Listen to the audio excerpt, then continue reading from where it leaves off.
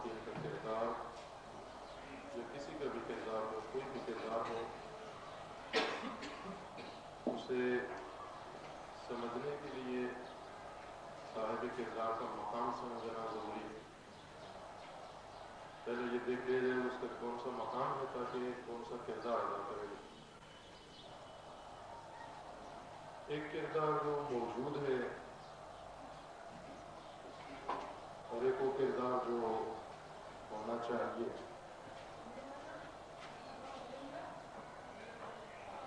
موجودہ کردار، خواتین اس وقت کیا کردار ادا کر رہی ہیں پورے انسانی بشری ہستی میں، آبادی میں، یہ مختلف ہے۔ مشرق میں کچھ ہے کردار، مغرب میں کچھ ہے کردار، شہروں میں کچھ ہے کردار، دیہاتوں میں کچھ ہے کردار، اور وہ سب آپ کے سامنے ہے۔ اگر اس وقت موجودہ کردار خاتون کا، عورت کا نظر میں رکھیں تو ایک یا دو جملوں میں اس کو بیان کیا جا سکتا ہے۔ وہ یہ کہ خاتون کا یا تو ایک غلامانہ کردار ہے،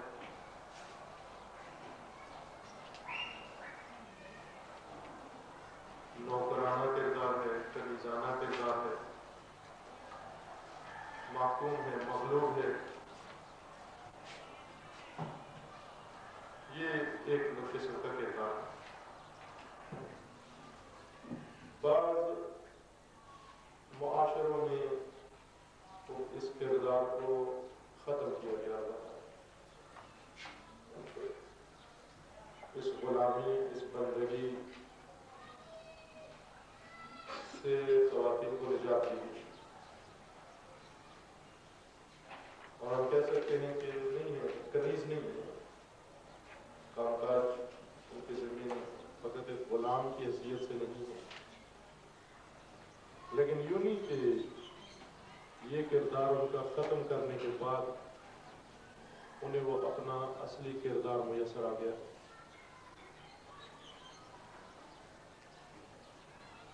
بلکہ غلامانہ کردار ختم کرنے کے بعد اس سے بھی زیادہ پستر اور اس سے بھی زیادہ گھٹیا کردار یا خود کہیں عورت نے اپنا لیا یا عورت کو سونپ دیا گیا۔ غلامی سے بھی پست کردار،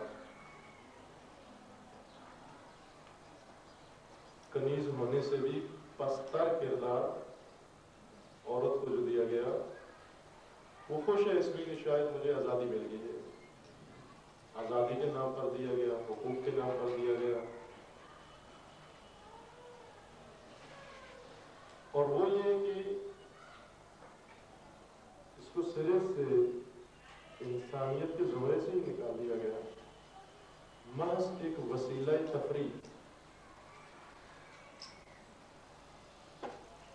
ایک آلہ، ایک وسیلہ بنا دیا گیا، ایک پرزہ بنا دیا گیا۔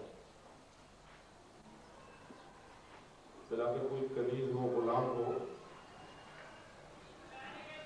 کسی حد تک اس کے سارے حقوق انسانی نہیں ہوتے، لیکن پھر بھی انسانوں میں سے بعض غلام ہوتے ہیں، بعض آقا ہوتے ہیں، لیکن پرزے، وسیلے، آلات، ابزار، وسائل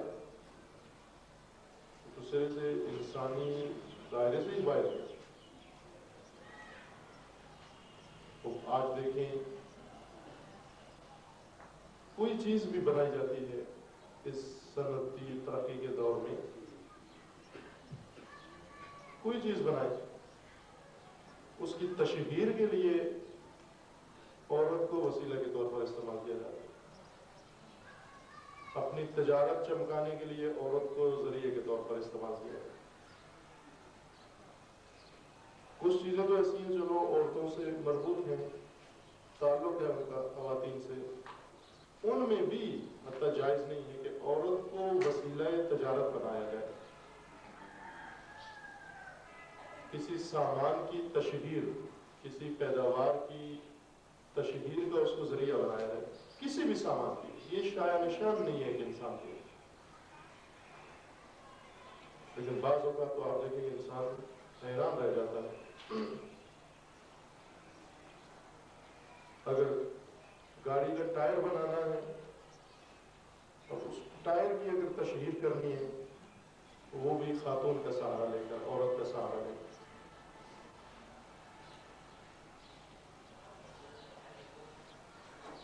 اگر کسی جگہ پر کوئی ابزار وسائل اور بنائے ہیں کسی نے، وہ بھی کسی خاتون کا سہارا لے کر، عورت کا سہارا لے کر اس کو بازار میں بیچا جاتا ہے.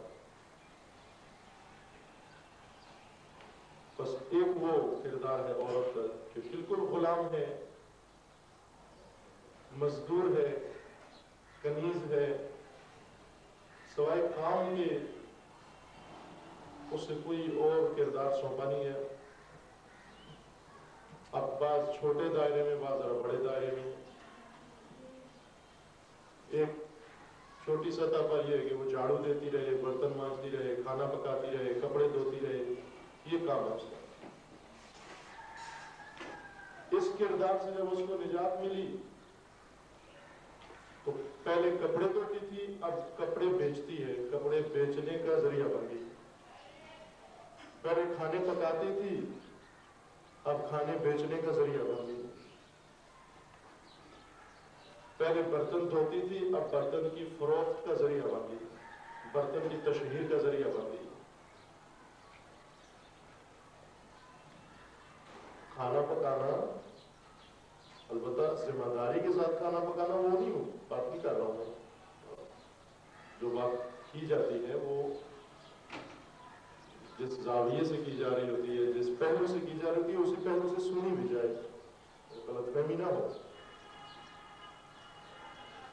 جیسے کل آپ کی خدمت میں عرض کیا تھا کہ مقصد اعضاء انسانی کا یا مقصد خلقت انسان کا کیا ہے اور ہم نے اس کو کیسے استعمال کیا. تو ذہنوں میں شاید یہ آیا کہ بعض چیزیں جو میں نے ذکر کیا وہ جائز نہیں ہے نا. میں یہ عرض کر رہا تھا کہ جو اعضاء خدا نے ہمارے بنائے ہیں، ان اعضاء کا مقصد خلقت کیا ہے. کان کا مقصد خلقت کیا ہے، ناک کا مقصد خلقت کیا ہے، لیکن ہم اس سے کیا فائدے اٹھا رہے ہیں، جائز یا ناجائز. اس کو خدا نے ہاتھ بنایا تھا، یہ جو کھلتا بھی ہے، بند بھی ہوتا ہے، مٹھی بھی بنتا ہے، تماچا بھی بنتا ہے، یہ سب یہ اس لیے نہیں تھا کہ یہ جائیں بازار میں اور اس پہ مہندی لگوا کے اور بیٹھ گئے. یہ مقصد ہے جو ہاتھ کا مصرف ہے. ناخن خدا نے اس لیے نہیں بنائے تھے کہ وہ بڑھا کے ان پہ پالش لگا کے بیٹھ جائے. اب بہو ساس کو کہے کہ آپ کام کرو، میرے پالش اترتی ہے. یہ مقصد نہیں ہے ان اعضاء کا. یہ وہ فائدہ ہے یا وہ کام ہے جو مصرف ہے جو ہم کر رہے ہیں. بات یہ نہیں ہو رہی تھی کہ یہ کام جو ہم کر رہے ہیں جائز ہیں یا ناجائز ہے. سوال یہ کہ اگر جائز بھی ہے تو خلاف میں مقصد خلقت استعمال کر رہے ہیں. جیسے ناک سے دھواں نکالنا، جیسے لبوں میں سگریٹ دبانا. لب اس لیے نہیں بنائے گئے تھے کہ ان میں سگریٹ دبایا جائے، ناک اس لیے نہیں بنایا گیا کہ اس سے دھواں نکالا جائے. مقصد ان چیزوں کا ہو رہا ہے، وہ سمجھے. ان کے جواز و عدم جواز کی گفتگو نہیں تھی. وہ بہت سارے کام جائز ہیں لیکن خلاف مقصد ہے. بس فرض کر لیں کہ یہ ٹیبل ہے، اس کا ایک مقصد ہے. اگر کوئی آ کر اس پر سو جائے، جس مقصد کے لیے ٹیبل بنایا گیا ہے وہ نہیں حاصل ہو رہا. جو کام ہو رہا ہے جائز ہے لیکن خلاف مقصد حاصل ہو رہا ہے. بہت سارے جائز کام ہیں جو کسی چیز کے مقصد سے ہٹ کر ہوتے ہیں. تو اسی طرح یہاں بھی جو آپ کی خدمت میں عرض کیا کہ عورت کی غلامی کا زمانہ یہ ہے کہ صرف کام کرے، محدود دائرے میں کام کرے، برتن دھوئے، کپڑے دھوئے. تو اس کا مطلب یہ نہیں کہ آج سے جا کر کہیں کہ چھوٹی یہ ہماری غلامی ہے. چونکہ صرف غلامی نہیں، اس کی ذمہ داریاں بھی ہیں. کچھ ذمہ داری کے تحت کام کرنا وہ اور بات ہے. عورت بیکار عنصر نہیں ہے اس کائنات میں. شاید سب سے زیادہ سرگرم ترین عنصر خدا نے اس کو پیدا کیا ہے کہ سب سے زیادہ کام کرے. لیکن یہی کام غلامی کے طور پر کرنا اور یہی کام ذمہ داری کے طور پر کرنا، دونوں میں زمین آسمان کا فرق ہے. جیسے نماز پڑھیں، غلامانہ نماز پڑھیں یا عاشقانہ نماز پڑھو. دونوں نمازوں میں زمین آسمان کا فرق ہے. جیسے مثال دی تھی کہ وہ کٹے گی، کہ اس نے کہا کہ آپ شخص کو مولانا نے کہا نماز پڑھو میں آپ کو کٹا دوں گا. تو یہ نماز ایک للچانہ، آزمندانہ، حریصانہ نماز ہے. یہ عبادت خدا نہیں ہے جو کٹے کے لیے کی جائے.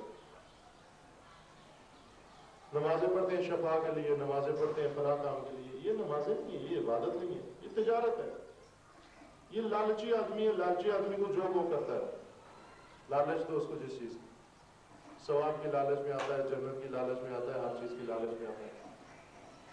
وہ عاشقانہ چیز صرف خدا کے لیے کی جائے، اس میں مقصد صرف اللہ. بس خواتین یوں نہیں کہ ان کو کام سے چھٹی دی جا رہی ہے، نا، ان کا مقام و کردار کیا ہے. مجھے یہاں پر مجبور کیا جا سکتا ہے کیا آ کر یہاں 2 منٹ یہاں بولو، مجھے پیسے دے کے بھی یہ کام کروایا جا سکتا ہے، اور میں ذمہ داری کے تحت بھی یہ کام کر سکتا ہوں. 3 حیثیتوں سے میں آپ کے سامنے گفتگو کر سکتا ہوں.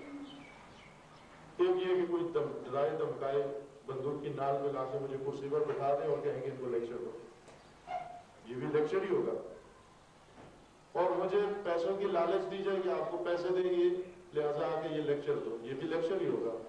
اور میں احساس ذمہ داری کرتے ہوئے آ کر آپ کے سامنے بولوں، یہ بھی لیکچر ہوگا. اس کا مقصد یہ نہیں کہ میری جان چھڑائی جا رہی ہے نا. تینوں حیثیتیں دیکھیں میری کیا ہیں. ایک حیثیت میں بالکل تاجر ہوں، لالچی ہوں.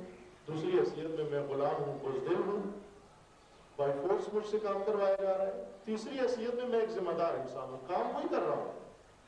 بس خاتون جو کام کر رہی ہے کام اس کو کرنے ہیں جو اس کی ذمہ داری بنتی ہے. لیکن یہی کام نہ غلامی کے طور پر، نہ کنیز کے طور پر. بس ذمہ داریوں سے جان نہیں چھڑائی جا رہی. لہذا یہ غلط فہمی یہاں پر پیدا نہ ہو کہ ہم جو کام کرتی ہیں آج گھر میں جا کر اعلان کر دیں کہ یہ ہماری ذمہ داریاں نہیں بنتی. ذمہ داری کے طور پر سب کچھ کرنا ہے، حتیٰ وہ کچھ کرنا جو ابھی نہیں کر رہے ہیں ہم، انہیں بھی انجام دینا. غلامی وہ قدیم سے چلا آ رہا ہے یہ سلسلہ خواتین کی غلامی کا. محدود سطح کی غلامی گھر کے اندر، تھوڑی وسیع غلامی معاشرے کے اندر، سوسائٹی کے اندر. یہ ایک غلامانہ دور تاریخ نے بتایا ہوا ہے. اب کس قدر آپ کا تاریخ سے مطالعہ آشنا ہے جانتی ہیں آپ. اور دوسرا رول، دوسرا کردار جو اس وقت آزادی پسند خواتین نے، حقوق یافتہ خواتین جن کو حقوق مل گئے، وہ شاید بعض اوقات ہماری خواتین بھی آرزو کرتی ہیں کہ کاش ہم بھی ویسی ہوتی.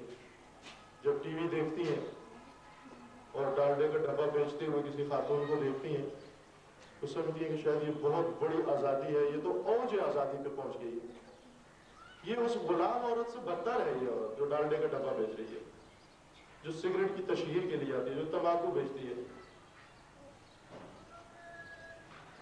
اگر کسی کمپنی نے گاڑیوں کے لیے گریس بنائی ہے، اس گریس بیچنے کے لیے بھی عورت کا سہارا لیتے ہیں. وہ گریس کا پیکٹ کسی عورت کو تھمائیں گے اور کہیں گے یہ آ کے بیچے.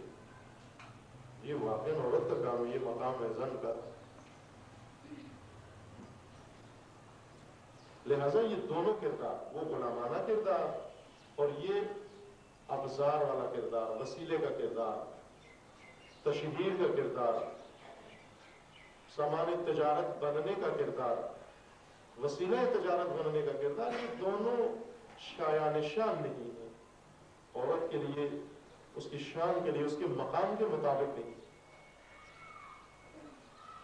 اب چاہے اس کا خود بھی راضی ہو ان کاموں پر، لیکن اس کی رضا بھی دلیل نہیں ہے کہ اس کا مقام یہ بنتا ہے.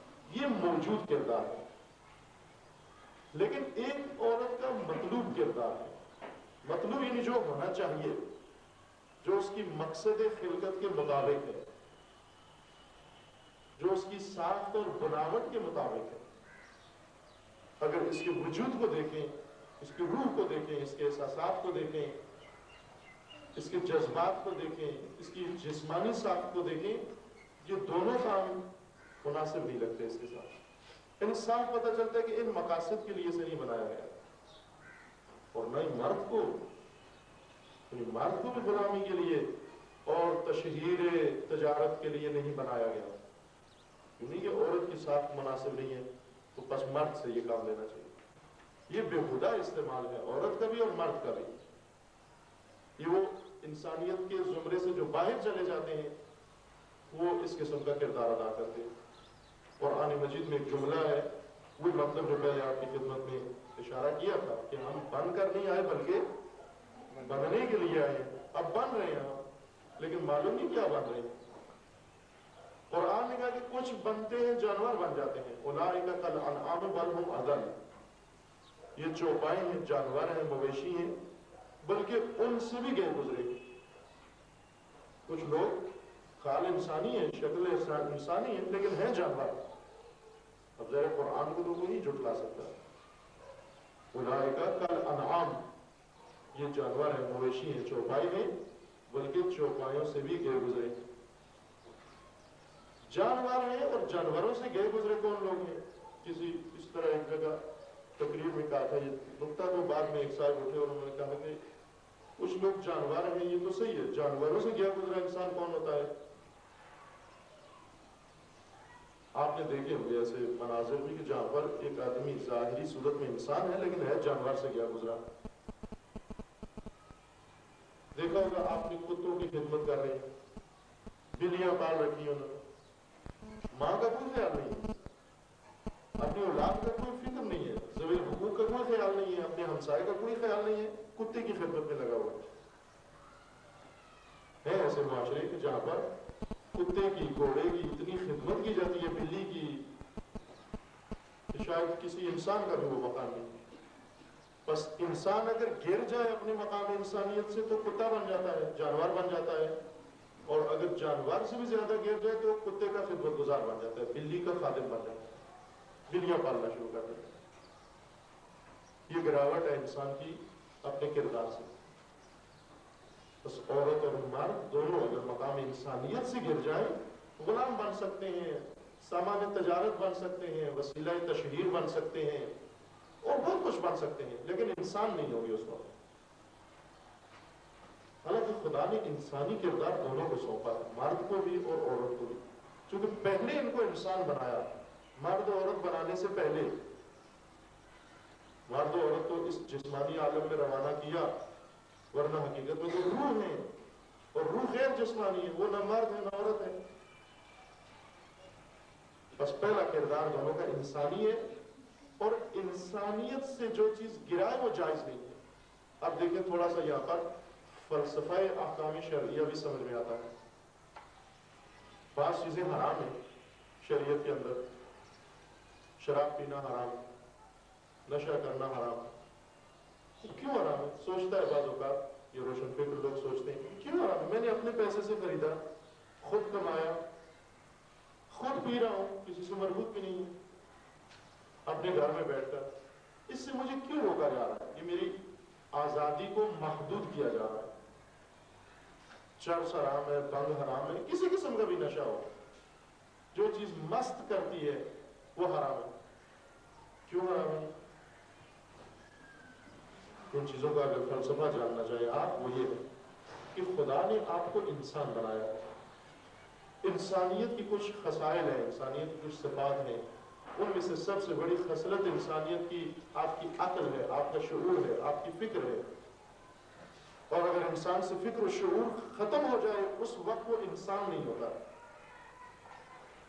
ہر وہ چیز جو انسان کو انسانی مقام سے گرا دے، شرف انسانیت سے لے دے، کرامت انسانیت سے لے دے، مقام انسانیت سے اس کو گرا دے، وہ شریعت کی روح سے حرام ہے۔ یہ نشئی جب مستی کے عالم میں ہوتا ہے کوئی فکر و شعور نہیں ہوتی اس کو، ایک جانور ہوتا ہے، محض جانور، لہذا حرام ہے ان چیزوں کا استعمال۔ کسی کو حق نہیں پہنچتا کہ اپنے آپ کو مقامی انسانیت سے گرائے اور نیچے لے آئے۔ ایسے پیشے حرام ہیں بعض کہ جو انسان کے شایہ نشان نہیں، ایسے کام کرنا۔ بعض پیشے مکروہ ہیں، بعض کمائیاں تو کہتے ہیں نا، کمائی کرنا، پیشہ اختیار کرنا، یہ مکروہ ہیں۔ کیوں مکروہ ہیں؟ اس لیے کہ انسان کے شایہ نشان نہیں ہے۔ یہ ذلیلانہ پیشے ہیں. انسان کی کرامت اور شرافت پہ حرف آتا ہے ان چیزوں سے. کھیتی باڑی کرو، اس کی حوصلہ افزائی کی گئی ہے، تجارت کی گئی ہے، اور بہت سارے کاموں کی. لیکن بہت سارے کاموں سے روکا گیا کہ یہ کام نہیں کرو، حرام ہے. اور بہت سارے کاموں کے بارے میں کہا گیا کہ یہ مکروہ ہے. اس کو پیشہ نہ بناؤ اپنا. مثلا جیسے اب فرض کریں گے اگر کوئی مومن کو مسلمان مر جاتا ہے، تمام مسلمانوں پر فریضہ ہے کہ اس کو دفن کریں، اس کو نہلائیں دھلائیں کفن دیں. اس کو یہ فریضے کے طور پر کرو تو ایک واجب ہے، ایک عبادت ہے. سب کریں یہ کام، نہ مکروہ ہے نہ حرام ہے، بلکہ واجب ہے، بلکہ مستحب ہے، بلکہ ثواب کا کام ہے، بلکہ بہت ہی بہتر اور افضل کام ہے. ایک مومن میت کو نہلانا، کفنانا، دفن کرنا. لیکن بعض لوگ آ کر اس کو پیشہ بنا لیں. پیشہ وار دفنانے والے، پیشہ وار کفنانے والے، پیشہ وار نہلانے والے، پیشہ بنا لیں. یہ پیشے مکروہ ہیں، اس لیے کہ شرف انسانی کے خلاف ہے. مردے نہلانا،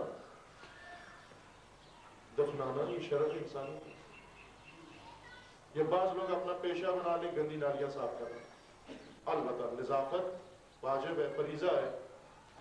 شہر کو پاک رکھنا، گھر کو پاک رکھنا، اپنے بدن کو پاک رکھنا، لباس کو پاک رکھنا، اپنے ماحول کو پاک رکھنا، یہ فریضہ ہے. فریضہ سمجھ کے کام کرو، یہ عبادت ہے. لیکن کوئی نہ کہے کہ میرا پیشہ یہ ہے. اسے کہیں گے او اچھی پوسٹ آپ کو دیتے ہیں، اچھا پیشہ آپ کو دیتے ہیں، کہ نہیں مجھے پسند یہ میں نالی صاف کروں. مکروہ ہے، پیشہ نہ بنو اس کو، یہ آپ کی شرف کے خلاف ہے. یہاں بھی اب غلط فہمی نہ ہو، ذمہ داری میں اور پیشے میں فرق ہے. اب اگر پیشے مکروہ ہے تو ذمہ داریاں مکروہ نہیں ہیں، ذمہ داریاں واجب ہوتی ہیں. لازم نہیں کبھی گھر کی نالی صاف نہیں کرنی ہم نے کہ شرف انسانی کے خلاف ہے. وہ ذمہ داری ہے. طہارت، پاکیزگی یہ ذمہ داری ہے. ذمہ داریاں اپنی جگہ باقی و برقرار ہیں. صرف پیشہ بنا لینا، پیشہ وری لوگوں میں مشہور یہ ہو جائے کہ یہ پیشہ ور ہے، اس کا کام یہی ہے مردے نہلانا. بعض قوموں کو ہوتا کسی انسان کی اگر توہین کرنی ہو تو اس کو کہتے ہیں مردہ شور ہے، یعنی مردے نہلانے والا ہے، اس کا کام مردے نہلانا. اس طرح کے پیشے مکروہ اس وجہ سے مکروہ ہے کہ شرف انسانیت سے ختم ہوتا ہے. لہذا خاتون اس وقت کے دونوں کردار، ایک مشرقی کردار اور ایک مغربی کردار. مشرقی کردار یعنی غلامانہ کردار، کنیزانہ کردار، یہ بھی عورت کے شایہ نشان نہیں ہے. اور وہ مغربی کردار، البتہ مشرق میں بھی ہے، آپ کے ملک میں بھی ہے، ہر جگہ پر ہے مغربی کردار، یعنی سامان تجارت بیچنے کا وسیلہ بننا، سبب تشہیر بننا. یہ نہ مرد کے لیے جائز ہے نہ عورت کے لیے، اس لیے کہ دونوں کی شرف اور دونوں کی کرامت پہ حرف آتا ہے. مقام انسانیت سے ان کو گرنا پڑتا ہے، لہذا جائز نہیں ہے. حقیقت میں کیا رول ہے ان کا؟ بس پہلا کردار مقام انسانیت کے مطابق ہونا چاہیے، اور دوسرا کردار جو گزشتہ روز کی گفتگو آپ کی خدمت میں عرض کی تھی وہ یہ کہ انسان ہونے کے ساتھ ساتھ ایک خاص قسم کی انسان ہے عورت، اہم ترین انسان ہے عورت. بہت ساری خصوصیات ہیں اس انسان کے اندر جو دوسرے کے اندر نہیں ہے، مرد کے اندر نہیں ہے. اور وہ یہ کہ اس کے اندر تربیت کے اصول اور تربیت کے جوہر و گٹس موجود ہیں. اگر کسی موجود کو، کسی فریم کو انسان بنانا ہے، اور انسان بنانا ان ماہرانہ کاموں میں سے، ان لطیف کاموں میں سے، ظریف کاموں میں سے ہے، نازک کاموں میں سے ہے، جو شاید مرد کو سونپا جائے تو شاید اتنا کام نہ کر سکے. خاتون کو سونپا گیا ابتدائی تربیت و انتہائی تربیت، حتیٰ اس فریم کی، اس مرد کی، اس عورت کی، اس بچے کی، وہ عورت کو سونپی گئی. انسانی کردار اپنا محفوظ، انسانی مقام محفوظ، مربیانہ کردار، یہ بہت عرفہ و اعلیٰ کردار ہے. در حقیقت یہ کردار خداوند نے، آپ جس طرح سے اب تشبیہ نہیں مطلب سمجھانے کے لیے عرض کر رہا ہوں، جیسے کسی ادارے میں وہ سربراہ، سرپرست اس ادارے کا، اپنا معاون رکھتا ہے ساتھ، کوئی ڈپٹی رکھتا ہے یا اسسٹنٹ رکھتا ہے اپنا، تاکہ اس کا تھوڑا بہت بوجھ اٹھا لے.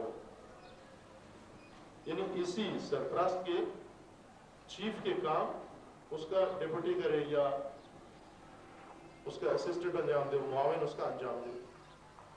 ذمہ داریاں اسی کی ہیں، کام اسی کا ہے، تھوڑا بہت کام اس کو سونپ دیتا ہے. حقیقت میں تربیت کرنا یعنی ربوبیت، یہ رب کا کام ہے. آپ کہتے ہیں یہ پروردگار، رب کا معنی پروردگار، پرورش سے ہے. پرورش فارسی کلمہ ہے، پروان چڑھانا، کوئی تزکیہ. قد افلح من زکاہا، تزکیہ.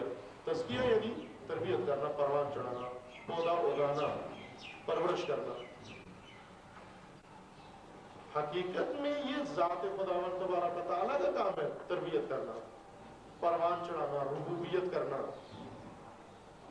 لیکن خدا نے اپنی ربوبیت کے مظاہر مقرر کیے ہیں. معاون تو نہیں کہہ سکتے ہم، ڈپٹی اور اسسٹنٹ تو نہیں کہہ سکتے ہم، لیکن نمونے کہہ سکتے ہیں.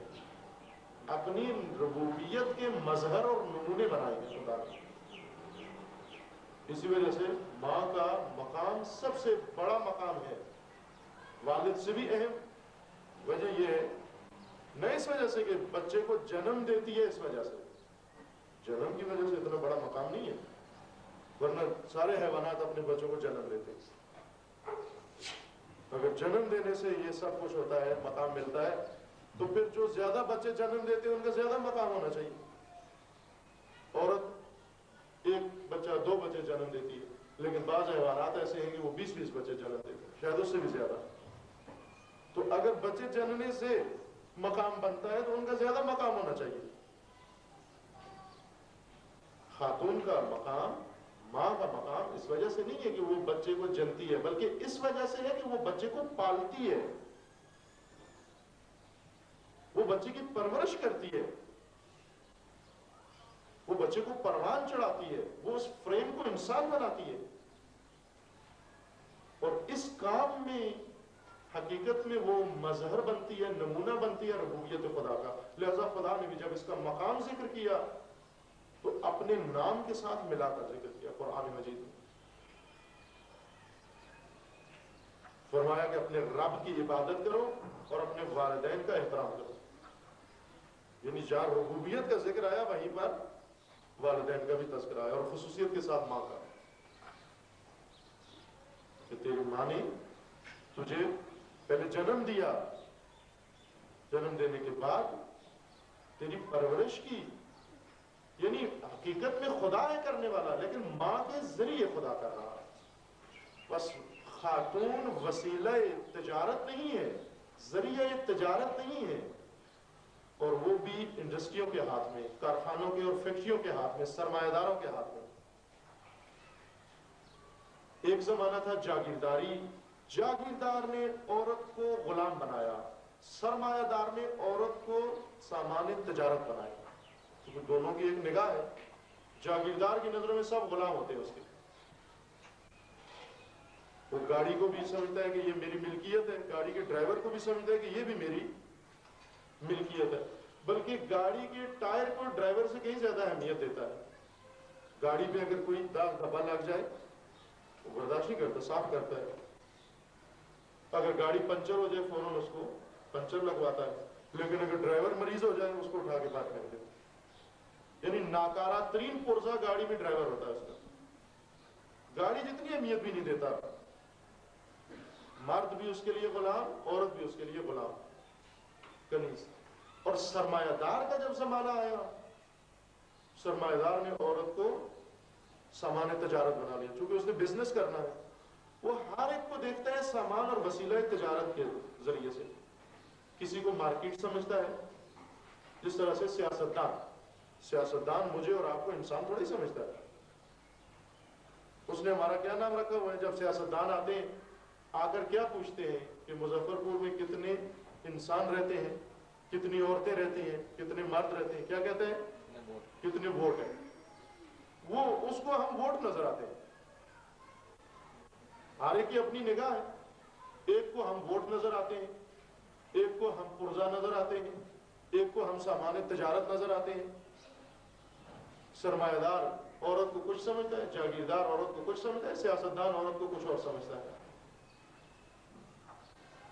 لہذا ہم خود بھی کبھی اپنے بارے میں کہتے ہیں کہ ہمارے پاس اتنے ووٹ ہیں، ہماری ووٹیں، ہم ووٹ ہیں. اس قدر انہوں نے ہمیں کہا کہ تم ووٹ ہو کہ آہستہ آہستہ ہمیں بھی یقین ہو گیا کہ ہم ووٹ ہی ہیں. بس بھائی تم انسان ووٹ نہیں ہو. تم خداوند تبارک و تعالیٰ نے جو مقام دیا انسان کو اور خصوصاً عورت کو، وہ یہ کہ یہ مظہر ربوبیت ہے. اسے دیکھ کر خدا کی پروردگاری کا احساس پیدا ہوتا ہے. لہذا احترام بھی جو خدا نے دیا، مقام بھی جو خدا نے دیا، وہ یہ اپنے نام کے ساتھ ذکر کیا، تذکرے بھی اپنے نام کے ساتھ لکھ دیا اس کو. یہ دید ہے قرآن کی، اور یہ دید الہی ہے انسان کی طرف. اس دید سے انسان کو دیکھا جائے، اس حلیے میں انسان کو دیکھا جائے. اور یہ مقام ایسے نہیں ملتا. جاگیرداروں سے یہ مقام نہیں عورت کو حاصل ہوگا، اور سرمایہ داروں سے یہ مقام عورت کو نہیں حاصل ہوگا. کہ ہم پسند کرتے ہیں، سارے خاندان والدین پسند کرتے ہیں کہ اپنی لڑکی کسی سرمایہ دار کو دیں، کسی جاگیردار کے بیٹے کو دیں. سوچیں کس کو دے رہے ہو. جاگیردار کو دینی ہے، یعنی جو کنیز لے کے جائے گا وہ. چونکہ جاگیردار کو فقط کنیز چاہیے، بہو نہیں چاہیے. بعضوں کے ذہن میں ہوتا ہے کہ ہم اس کو کسی سرمایہ دار کو دیں. سرمایہ دار کو تو سامان تجارت چاہیے، اس کو تو مارکیٹنگ کے لیے ایک آدمی چاہیے، اس کو سیل مین یا سیل گرل چاہیے، اس کو بہو نہیں چاہیے. لہذا آپ دیکھیں بڑے بڑے کلبوں میں، بڑی بڑی پارٹیوں میں اپنی بہو بیٹیوں کو ساتھ لے کر جاتے ہیں. جب دوسری کمپنی کے ساتھ کوئی معاہدہ لکھنا ہوتا ہے، وہاں پر عورت کا ہونا ضروری ہے. کیوں ضروری ہے؟ اس لیے کہ متاثر کرے گی اس کمپنی کے مالک کو، اس کمپنی کے مینیجر کو، اس کمپنی کے ڈیلر کو، کہ وہ آئے اور اس لڑکی سے، اس عورت سے بیل بیٹھے گا، یہ اس کو پھانسے گی، پھر اس کے بعد باپ کی کمپنی اور سسر کی کمپنی کا معاہدہ ہو جائے گا اور سامان بکے گا ان کی فیکٹری کا. اس کو ہرگز حصہ نہیں چاہیے. اور یہ ہم خود ہیں، کبھی اپنے آپ کو ووٹ سمجھتے ہیں، کبھی اپنے آپ کو ہم سامان تجارت سمجھتے ہیں. تربیت اس انسان کے وجود کے مطابق خدا نے اس کو ذمہ داری دی ہے.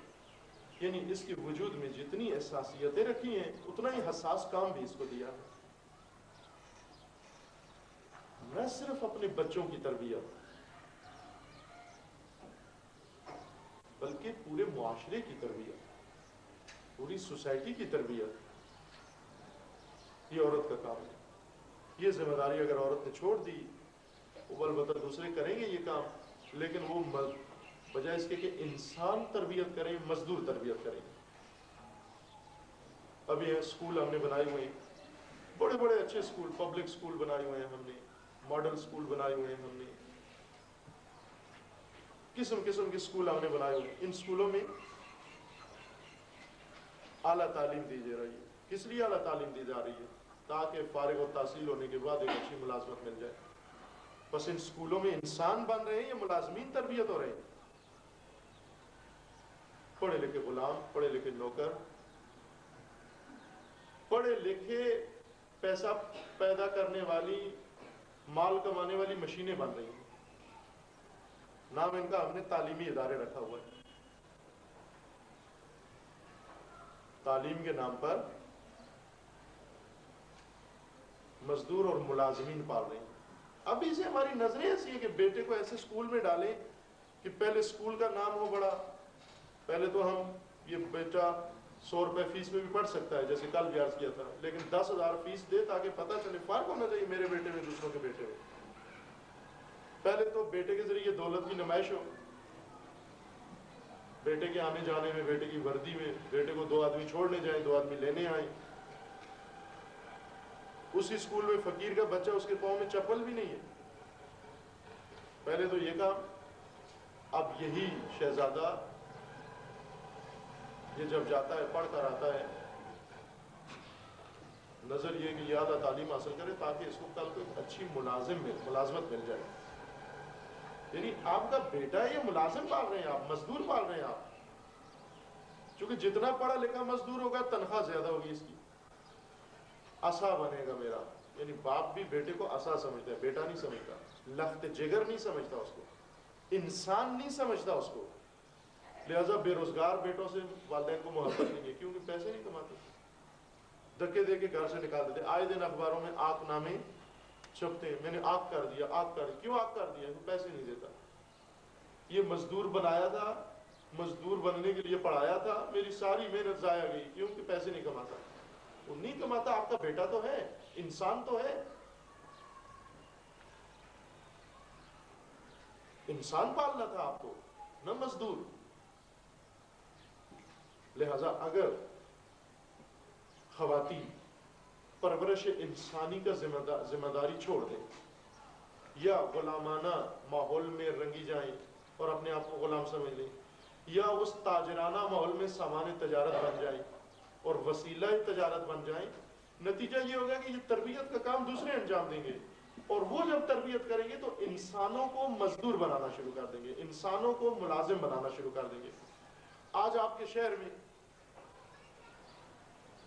اگر ذرا سی کوئی بات ہو جائے، ہے تو بڑے بڑے ملازمین موجود ہیں یہاں، اقدام سے ڈرتے ہیں. کیوں ڈرتے ہیں؟ جی ہماری ملازمت خطرے میں ہے، ہماری مزدوری خطرے میں، ہم نوکر ہیں سرکار کے، ہم ملازم ہیں سرکار کے، آپ جس طرف ہمیں بلاتے ہو اس میں ملازمت کو خطرہ ہے. تو ظاہر سی بات ہے کہ ملازموں کی بستی میں، مزدوروں کی بستی میں، نوکروں کی بستی میں آزادی کی باتیں کرنا، ان کو آزاد مردگی سکھانا، ان کو مردانگی سکھانا، ان کو درس کربلا دینا، ان کو سید الشہداء کا راستہ بتانا. بولا مزدور اور ملازمین کیسے طے کریں گے سید الشہداء کا راستہ کہ ذرا سی بات میں ان کی ملازمت کو خطرہ ہو جاتا ہے. اگر سید الشہداء کے ہمراہ کو ملازم ہوتا کربلا میں تو وہ کہتا جی حضور نوکری کو خطرہ ہے، مر جاؤں گا تو نوکری کون کرے گا، اسیر ہو جاؤں گا، قید ہو جاؤں گا، کوفہ اور شام میں جاؤں گا، نوکری کون کرے گا، چھٹیاں نہیں ہیں میری. ذرا ایسے اسیر تو کربلا نہیں پہنچ سکتے، نوکر آپ تو نہیں کربلا میں پہنچ سکتے، آزاد مرد پہنچتے ہیں، انسان پہنچتے ہیں. وہ جو خدا کی خاطر، وہ جو دین کی خاطر، وہ جو انسانیت کی خاطر، وہ جو اپنی خاطر، وہ جو سب کی خاطر قربانی دینا جانتے ہو. نوکر تو قربانی دینا نہیں جانتا، وہ قربانی لینا جانتا ہے. بس خاتون کا کردار ہے انسانی کردار ہونے کے ساتھ ساتھ مربیانہ کردار، تربیت کرے. نہ صرف یہ کہ اگر ہم نے اپنے بچے کو کپڑے پہنا دیے، نہلا دھلا دیا تو ہم نے تربیت کر دی اس کی، یہ نہیں ہے تربیت. تربیت سے مقصود یہ ہے کہ اس کے اندر جتنی استعدادیں ہیں، جتنی صلاحیتیں ہیں، ان کو بروئے کار لائیں، آپ اس کے اندر زندہ کریں، اس کے اندر پروان چڑھائیں یہ صلاحیتیں، یہ استعدادیں. صرف اس کو مزدور نہیں بنانا.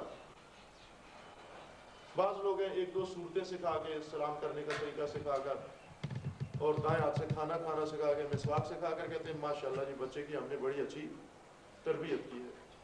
لیکن بچے کو دو جملے سکھانا چاہے، اس کا حافظہ نہیں ہے، اس کی ہوش نہیں ہے، اس کے اندر فراست نہیں ہے، اس کے اندر ذکاوت نہیں ہے، بچہ انٹیلیجنٹ نہیں ہے آپ کا، یہ کیسی تربیت کی آپ نے؟ اس میں استقلال نہیں ہے، وہ آپ کو دیکھے بغیر بات نہیں کرتا جب تک باپ اجازت. خاتون کر سکتی ہے یہ کام. اسی وجہ سے بچے کو، انسان کو، مرد ہو یا عورت، اس کو کتنی مدت تک ایک خاتون کو محتاج بنایا جاتا ہے، حاجت مند بنایا جاتا ہے، نیاز مند بنایا جاتا ہے. یہ وہ رول ہے جو خاتون کو ادا کرنا. ظاہر ہے جب اس دامن سے، اس گود سے پرورش یافتہ ایک نسل جب باہر آئے، وہ نسل ایسے بیدار کرتی ہے پوری انسانیت کو. یہ جو آپ کے ذہنوں میں تصور ہے، کل بھی کسی نے سوال کیا تھا کہ خداوند تبارک و تعالیٰ نے انبیاء کو پہلے سے ہی، خلقت سے بھی پہلے نبی بنا کر بھیجا تھا، بالکل کامل کمپلیٹ کر کے ان کو بھیج دیا تھا ائمہ کو. یہ بات کر کے آپ مثلا وہ جو زحمت کی ہے ان کے ساتھ لوگوں نے، اور جو خود انہوں نے زحمت محنت کی ہے، اس میں پانی پھیر دیتے ہیں. کسی انسان کے سارے کام کو ضائع کرنا ہوگا. مثلا فرض کر لیں یہاں پر آپ کے بستی میں مولانا بہت اچھا کام کر رہے ہیں, کچھ اور مومنین ہیں جنہوں نے اسکول بنایا, جنہوں نے اہتمام کیا, جنہوں نے مسجد بنائی, جنہوں نے بارگاہ بنایا, یا اتنی خدمت کر رہے ہیں, اور ایک آدمی آ کر ایک جملے میں آ کر کہے, ایک جملہ بولے اور آ کر کہے کہ یہ سب کچھ جو ہوتا ہے یہ فلاں پیر صاحب کے تعویذ کی وجہ سے ہوتا ہے. تو ضائع کر دی نا ساری محنت, پانی پھیر دیا آپ نے, حوصلہ شکنی کر دی ان کی آپ نے, قدردانی نہیں کی آپ نے. یہ کسی جادوگر کے منتر کی وجہ سے, کسی پیر تعویذ کی وجہ سے نہیں ہو رہا, بعض انسانوں کے وقت دینے کی وجہ سے ہو رہا ہے, ان کی قربانیاں دینے کی وجہ سے ہو رہا ہے, ان کی جوانیاں یہاں لگ رہی ہیں. وہ اپنے گھروں کو وقت نہیں دیتے, دوسروں کی اولادوں کو وقت دے رہے ہیں, ورنہ وہ بھی اپنے گھر میں بیٹھ سکتے تھے. وہ بھی کچھ گھر اپنی بیوی بچوں کو دیتے, کچھ گھر اپنے دوستوں وقت اپنے دوستوں کو دیتے, وہ بھی ہماری طرح. لیکن انہوں نے یہ کام نہیں کیا. 24 گھنٹوں میں شاید 4 گھنٹے بھی اپنے گھروں کو نہیں دیتے, اور 20 گھنٹے ہمارے بچوں کو دیتے ہیں یہ لوگ. کم قربانی نہیں ہے. قدردان ہونا چاہیے انسان. جب ہم یہ بات کرتے ہیں تو ان ماؤں کا سارا کردار اس میں پانی پھیر دیتے ہیں کہ جنہوں نے تاریخ میں محنتیں کی ہیں, مشقتیں کی ہیں, نمونہ بنی ہیں, اسوہ بنی ہیں. حضرت سیدہ سلام اللہ تعالی علیہا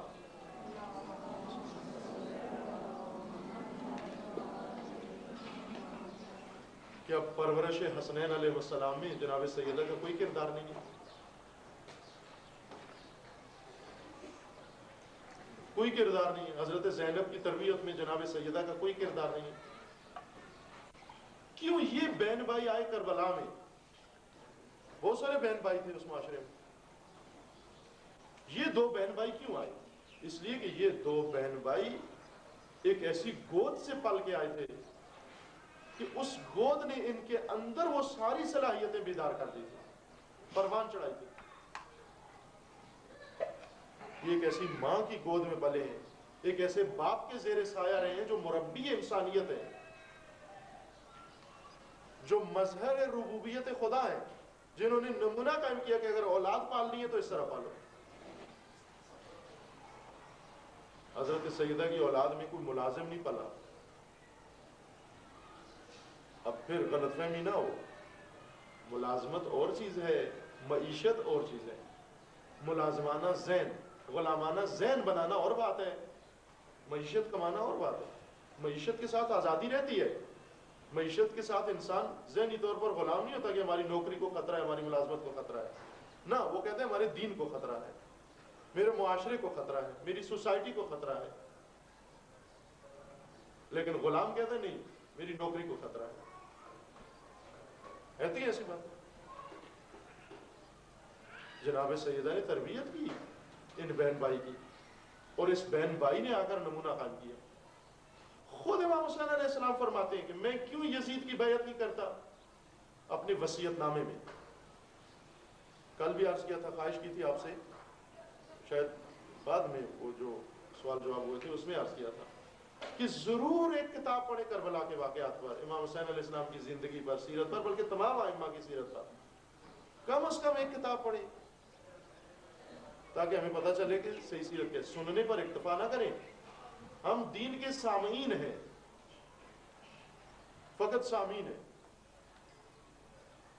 حاضرین ہیں, ناظرین ہیں. ہم جس طرح ٹی وی میں رول کسی اور کا ہوتا ہے, ایکٹنگ کسی اور کی ہوتی ہے, کردار کسی اور کا ہوتا ہے, سیناریو کسی اور کا ہوتا ہے, ڈائریکشن کسی اور کی ہوتی ہے, ہم ناظرین اور حاضرین ہیں. بس ہمارا اس میں صرف یہ ہے کہ دیکھ کے معزوز ہوں, خوش. دین میں ہمارا رول یہ رہ گیا. ابھی کوئی آتا ہے, آ کر سناتا ہے, ہمارا کام ہے سامعین دین, ناظرین دین, حاضرین دین, بس. تو دین سننے کے لیے نہیں آئے, ہم دین اپنانے کے لیے آئے. کم از کم ایک کتاب ضرور پڑھیں آپ. وصیت نامے میں امام حسین علیہ السلام نے جو اپنے ہاتھ سے کربلا روانہ ہوتے جو وصیت نامہ تحریر فرمایا, اس کے اندر یہ فرمایا کہ کیوں میں بیعت نہیں کر رہا یزید کی, کیوں تسلیم نہیں ہوتا. سب مشورے دے رہے ہیں اپنے پرائے. اگر ہم بھی وہاں پر ہوتے تو یہی کہتے کہ جی رک جائیے, نہ لے کے جائیے, بچوں کو چھوڑ جائیے, خواتین کو چھوڑ جائیے, آپ خود نہ جائیے, خطرہ ہے, آپ کی جان کو خطرہ ہے. آج کل اپنے بیٹوں کو یہی مشورہ دیتے ہیں نا, آج ایک خاتون اپنے شوہر کو یہی کہتی ہے نہیں جانا، باہر ہڑتال ہو رہی ہے، باہر کرفیو لگا ہوا ہے، باہر جلوس نکلا ہوا ہے، پولیس آئی ہوئی ہے، فوج آئی ہوئی ہے، تم باہر نہیں جاؤ. بیٹے کو روک لیتی ہے. ظاہر ہے جو اپنے بیٹے کو روک لیتی ہے سید الشہداء علیہ السلام کو بھی روکے گی کہ اپنے بیٹوں کو نہیں. یہ اتنے پیارے بیٹے، اتنے عزیز بیٹے، اتنے پھول جیسے بیٹے کیوں لے کے جاتے؟ یعنی کیا ہماری ذہن جتنی، ہماری فکر جتنی نہیں تھی سید الشہداء علیہ السلام کی فکر؟ یہ باتیں ان کو نہیں سمجھ میں آ رہی تھی. پردہ اٹھایا اس راستے کہ میں کیوں جا رہا ہوں، کیوں تسلیم نہیں ہوتا، کیوں بیعت نہیں کرتا؟ فرمایا اس لیے کہ اگر میں بیعت کروں، اگر میں ان کے ہاتھ میں ہاتھ دے دوں، یہ ذلت ہے. وَهَيْهَاتْ مِنَّ الذِّلَّةِ، حسین ہرگز ذلت کے قریب نہیں جائے گا. کیوں؟ اس لیے کہ وہ حجور، وہ گود، وہ دامن طہرت، وہ اتنا پاکیزہ ہے جس دامن نے مجھے پالا ہے کہ وہ اجازت نہیں دیتا کہ میں یہ بیعت کروں. وہ گود اتنی پاکیزہ ہے، جس گود میں پلا ہوں وہ راضی نہیں ہے اس کام پر. یعنی مجھے میری ماں نے بنایا ہی ایسے ہے، میں جن کے ہاتھوں میں پلا ہوں، تربیت ہوئی ہے، انہوں نے بنایا ہی ایسے ہے مجھے. ہمارے بچے کیوں نوکریوں سے ڈرتے ہیں، کیوں نوکری کے ختم ہونے سے ڈرتے ہیں؟ اس لیے ڈرتے ہیں کہ ماں نے، باپ نے بنایا ہی ایسے، نوکر باپ بنایا ہے کہ ہمیشہ ملازمت اس کی خطرے میں ہو تو جب بھی ڈرتا رہے. بس ہم نے تربیت ہی ایسی کی اپنی اولاد کی.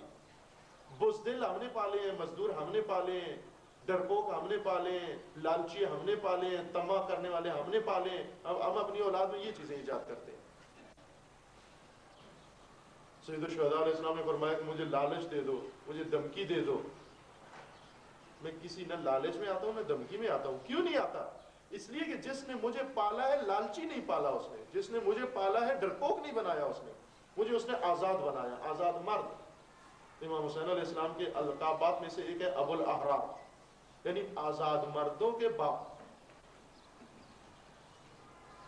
مجھے خدا نے آزاد بنایا، مجھے والدین نے آزاد پیدا کیا ہے، آزاد مرد، آزاد منش بنایا ہے مجھے.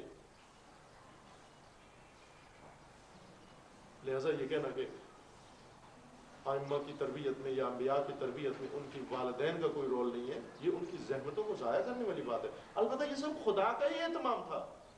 یعنی یہ جو ہم کہتے ہیں کہ خدا نے انہیں یہ کیا، خدا نہیں کیا. یعنی خدا نے یہ پاکیزہ دامن دیے ان کو، خدا نے یہ پاکیزہ گود ان کے لیے آمادہ کی. یہ سب خدا کے کھاتے میں ڈالیں، نہیں یہ کہ خدا کے مقابلے میں لے آئیں. خدا بلا کر کسی نظام کے تحت کسی نبی کی تربیت کرتا ہے، کسی امام کی تربیت کرتا ہے. وہ نظام جو خدا نے بنایا وہ یہی ہے. وہ پاک صلب، وہ پاک رحم، وہ پاک سلسلہ، یہ سب خدا نے بنایا، لیکن اس میں ان کی زحمت ہے. جیسے حضرت مریم سلام اللہ علیہا معصومہ ہے. حضرت مریم، قرآن کی شہادت ہے کہ وہ معصومہ ہے، گناہ سے پاک ہے، قرآن نے شہادت دی. لیکن اسی حضرت مریم کی تربیت حضرت زکریا نے کی. حضرت زکریا کی زیر تربیت رہی، اور اس قدر حضرت مریم کا مقام ہے نا کہ خود زکریا خود مربی متاثر ہوا، اس قدر یہ خاتون نمونہ بنی. اب اگر آ کر کہیں ہم کہ حضرت مریم کو خداوند تبارک و تعالیٰ نے بس آسمان سے ایسے ہی بھیج دیا تھا، تو حضرت زکریا کی زحمت پر تو پانی پھیر دیا ہم، حضرت زکریا کا نمونہ ہم نے ضائع کر دیا. آج ہم کیسے اپنے والدین کو کہیں کہ زکریا والا نمونہ بنو، زکریا کی طرح اپنی اولاد پالو، ضائع کر دیا. بس اس کا مطلب ہوا کہ کوئی نہیں بن سکتا، چونکہ جن کو بنانا ہوتا ہے خدا مجبوراً ان کو بنا دیتا ہے. نہیں بھائی، ان کے اوپر کام ہوا ہے، ان کے اوپر زحمت ہوئی ہے، خدا نے انتظام کیا ہے، اور اس انتظام کا حصہ ان کے ماں باپ ہیں، اور سب سے بڑھ کر ان کی مائیں ہیں. اہم ترین عورت کا کردار یعنی انسان تربیت کرنا، انسانی اقدار کی ترویج کرنا، بجائے اس کے کہ ڈالنے کے ڈبوں کی ترویج و تشہیر کرے. کیوں نہ انسانیت کی ترویج کرے، کیوں نہ اقدار الہی کی تشہیر کرے، کیوں نہ مبلغ دین بنے، کیوں نہ مبلغ پیغام خدا بنے. اب یہ بھی تو تبلیغ ہے نا جو ٹی وی پر کرتی ہے آ کر، اور کس قدر برے انداز میں کرتی ہے آ کر، اور کن بری چیزوں کی آ کر کرتی ہے. پیٹرول اور گریس کی تشہیر اپنے بدن کو عریان کر کے کرتی ہے. اور خدا نے کیا کہا کہ کہ اپنے بدن کو ڈھانپ کے دیکھیں خدا کیا چاہتا ہے اور ہم کرتے کیا ہیں. خدا نے ہمیں رول کیا دیا ہے عورت کو, اور عورت نے رول پسند کیا کیا, اور اس کو اس نے آزادی کا نام دیا.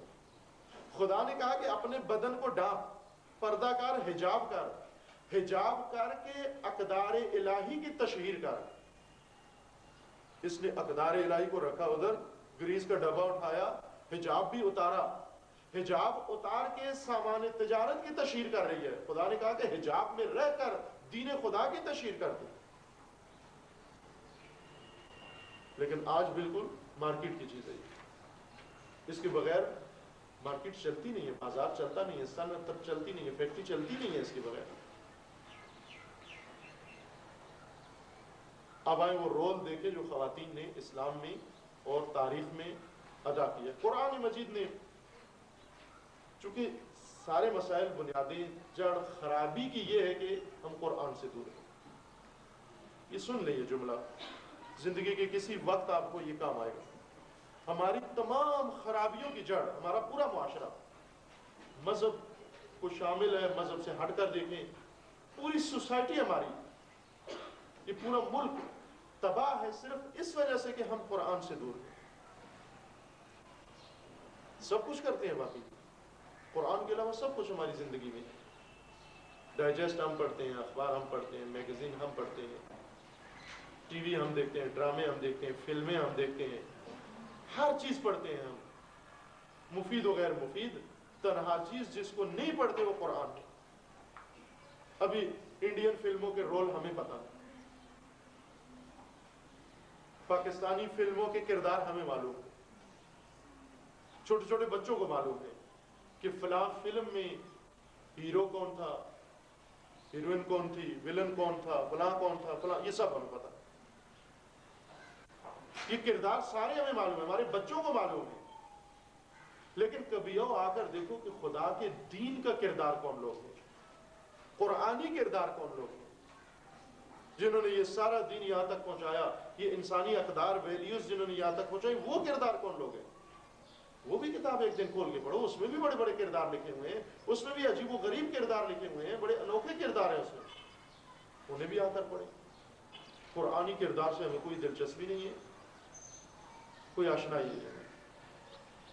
سب سے اہم ترین کردار جو خداوند تبارک و تعالیٰ نے ذکر کیا, منفی اور مثبت دونوں کردار ہیں قرآن میں.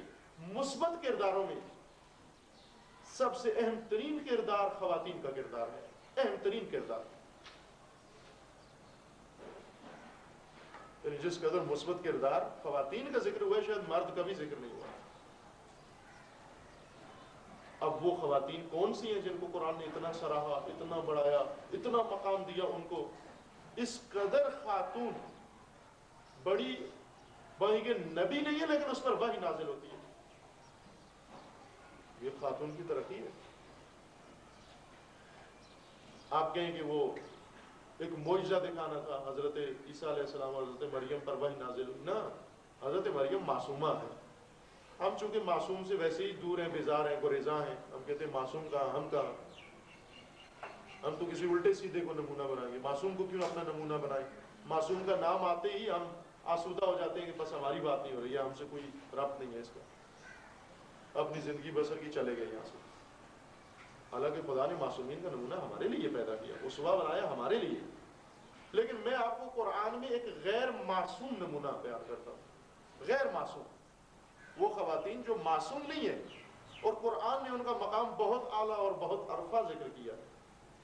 غیر معصوم ہے یعنی ہمارے جیسی ہے, آپ جیسی ہے. آپ بھی غیر معصوم ہیں, وہ بھی غیر معصوم ہے. اگر وہ غیر معصوم اتنا بڑا کارنامہ کر سکتی ہے کہ قرآن میں اس کا نام آ جاتا ہے, اور قرآن میں نام آنا یعنی قیامت تک اس کا تذکرہ قرآن نے زندہ کر دیا, جاوید کر دیا. یعنی قرآن نے اس کردار کو زندہ رکھا ہمیشہ کی تاریخ کے لیے کہ جس زمانے کی عورت آئے یہ بنے, یہ کردار بنے جو میں نے ذکر کر دیا قرآن. وہ کون سی خواتین ہیں؟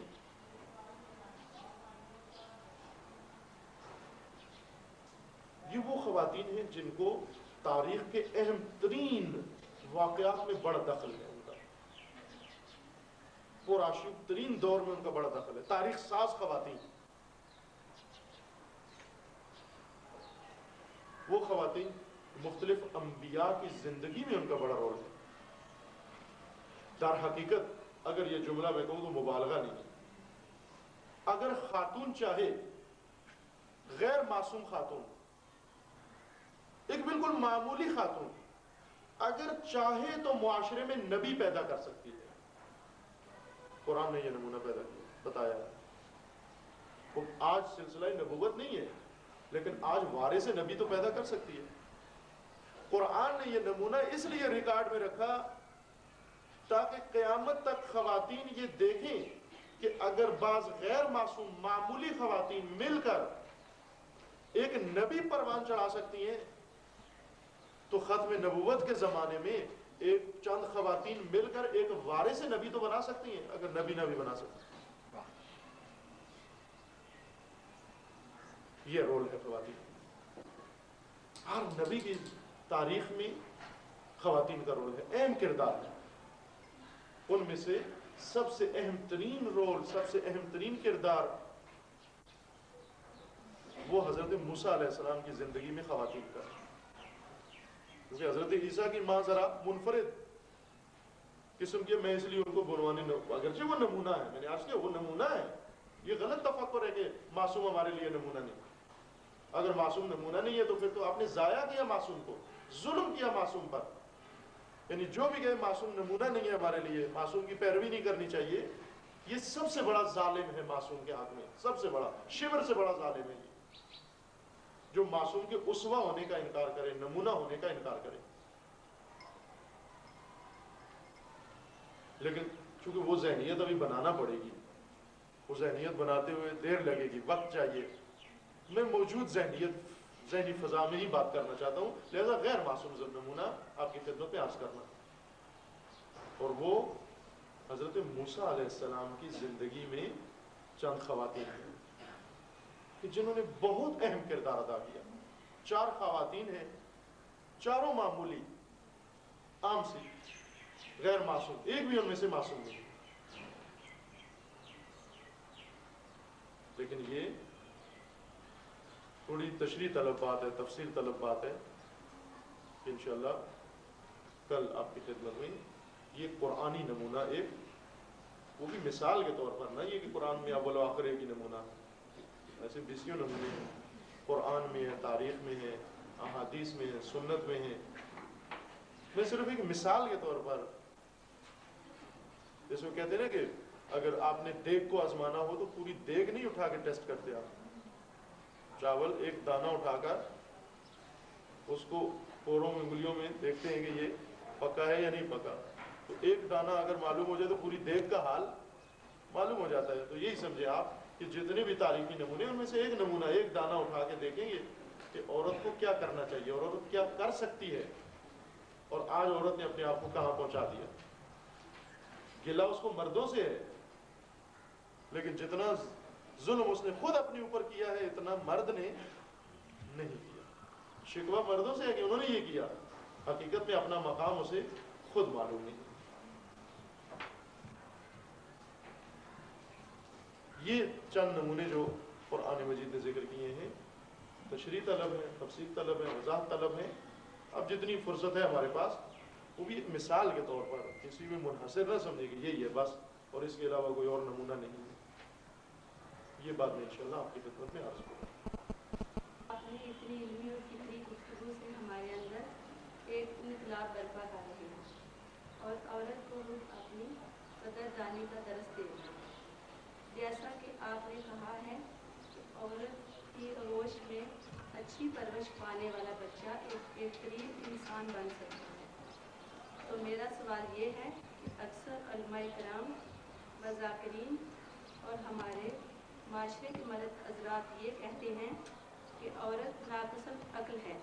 تو کیا یہ صحیح ہے کہ اللہ تبارک و تعالیٰ نے مرد کی بنسبت عورت کو ناقص عقل پیدا کیا ہے؟ آپ بہت خوب سوال کیا. میں نے کل بھی عرض کیا تھا، بعض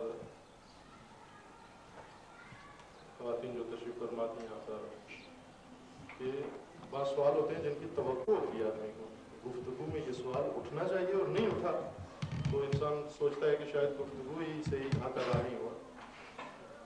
بعض جگہ کہتے ہیں نا سوال پیدا ہوتا ہے، سوال کی پیدائش کیوں نہیں ہوئی، کیوں ولادت نہیں ہوئی سوال کی؟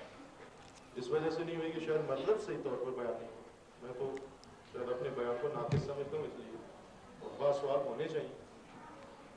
اب بس وہ گفتگو ہوتی ہے اکثر یہاں گفتگو ہو رہی ہے، دوسری جگہوں پر ہو رہی ہے، جہاں بھی گفتگو ہوتی ہے آ کر بتاتے ہیں انسان کی تربیت یہ ہے، انسان کی ولادت یہ، انسان بننے کے لیے آیا ہے، انسان بن کر نہیں آیا ہے. اب یہاں جو سوال پیدا ہوتا ہے وہ کیا ہے؟ کیونکہ یہاں پیدائش ہے، جگہ ہے سوال کی. کون سا سوال پیدا ہوتا ہے کہ بس ہم انسان ہیں، ہم بن کر نہیں آئے، ہم بننے کے لیے آئے ہیں. اب وہ کون سا میٹیریل ہے بتائیں ہمیں کہ جس کو استعمال کر کے ہم بنے؟ وہ کون سا نقشہ ہے، ڈیزائن ہے جس کے مطابق ہم بنے؟ وہ کون سے اصول ہیں جن کے تحت ہم بنے؟ وہ کون سا طریقہ ہے جس کے تحت ہم بنے؟ وہ کون سا طرز تعمیر ہے جس کے تحت ہم اپنے آپ کو بنائیں؟ سوال جو پیدا ہوتے ہیں وہ یہ. لیکن ہمارے ذہن کے ادھر چلے جاتے ہیں، وہ حضرت عیسیٰ نے کیوں کہا بچپن میں کہ میں نبی ہوں؟ وہ فلاں فرشتہ جو تھا وہ اس نے حضرت موسیٰ کو یہ بات کیوں کی؟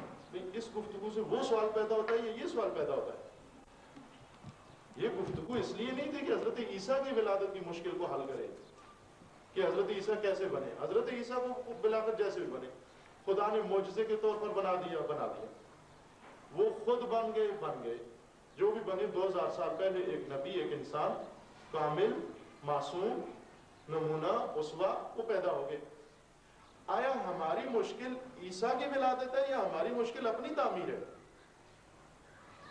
اگر تو اس اسوہ کو چھیڑتے ہیں اس لیے کہ وہ کھلے تاکہ ہمیں اپنا کچھ پتہ چلے، پھر خوب ہے، پھر پوچھنا چاہیے حضرت عیسیٰ کے بارے میں کہ حضرت عیسیٰ کی زندگی کے اسرار کھلے تاکہ ہم بھی اپنی زندگی میں سوچ سکیں کچھ. یہ اگر اسوہ کھولنا چاہتے ہیں تاکہ اس کو اپنا سکیں بعد میں، یہ اچھا سوال ہے. لیکن اگر نہ ایک الجھاؤ ہے ذہن میں، بات اپنی ہو رہی ہے، سوال ان کا ہو رہا ہے. میں آپ کہہ رہا ہوں یہ حال جو بنا ہوا ہے، اس میں مثلا یہاں کھڑکی ہونی چاہیے تھی، یہاں دروازہ ہونا چاہیے تھا، اس میں یوں ہونا چاہیے تھا.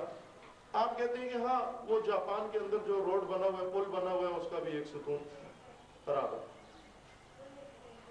میں آپ کے ماحول کی بات کر رہا ہوں، آپ کے بارے میں بات کر رہا ہوں، آپ دوسروں کے بارے میں سوچنا شروع کر رہے ہیں. نہ، سوال بعض گفتگو میں وہ جو سوال پیدا ہوتے ہیں وہی اٹھنا چاہیے وہ سوال. اور یہ سوال ان سوالوں میں سے تھا جس کی انسان کو انتظار ہے. کہ بہت اچھا سوال تھا کہ سنتے رہتے ہیں ذاکرین سے، علماء سے کہ عورت ناقص العقل ہے. اور یہ بھی میں عرض کر دوں کہ یہ بھی نظریہ اتفاق سے فقط مذہبی لوگوں کے اندر ہے. عورت ناقص العقل ہے.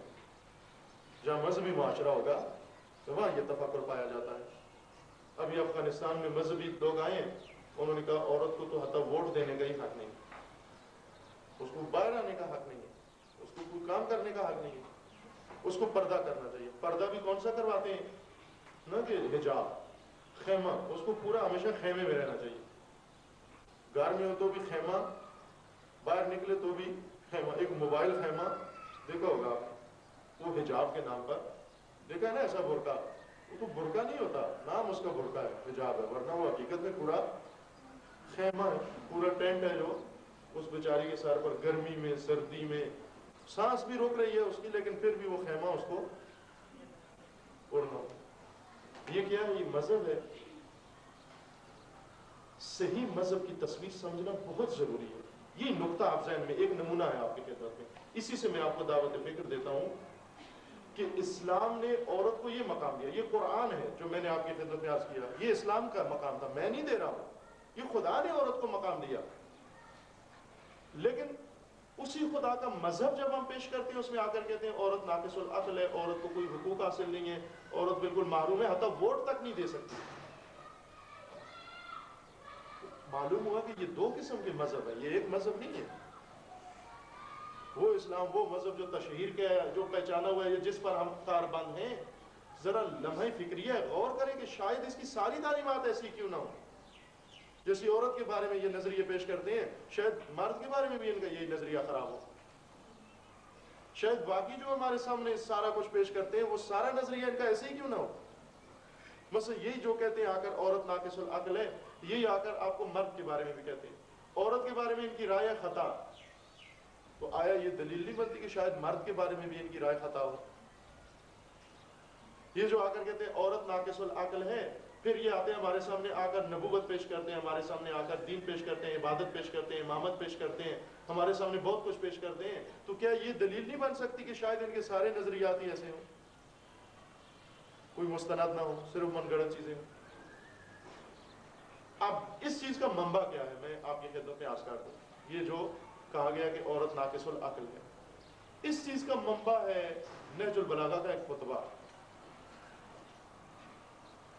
امیر المومنین علیہ السلام نے ایک خطبہ بیان فرمایا اور اس میں 3 صفات ذکر کی کہ عورت ناقص العقل ہے، ناقص الایمان ہے، ناقص الحظ ہے.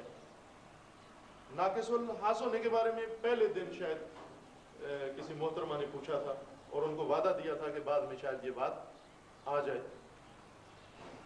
یعنی عورت میں 3 نقائص اس خطبے میں بیان کیے گئے. ایک یہ کہ اس کی عقل ناقص ہے، چونکہ کہا گیا اسے مشورہ نہیں کرو، چونکہ کہا گیا ہے کہ اس کو رئیس نہیں بناؤ، اس کو چیف نہیں بناؤ، اس کو جج نہیں بناؤ، اس کو یہ نہیں کرو.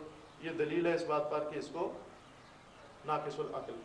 اور یہ جو کہا گیا ناقص الحظ ہے، چونکہ اس کا ارث میں حصہ آدھا ہے، نصیب اس کا حظ یعنی نصیب حصہ اس کا آدھا ہے. اور ناقص الایمان ہے، چونکہ اب اس کو بعض دنوں میں حتی عبادت تک ترک کرنا پڑتی ہے اس کو، اس وجہ سے یہ ناقص الایمان ہے. یہ خطبہ ہے نہج البلاغہ میں.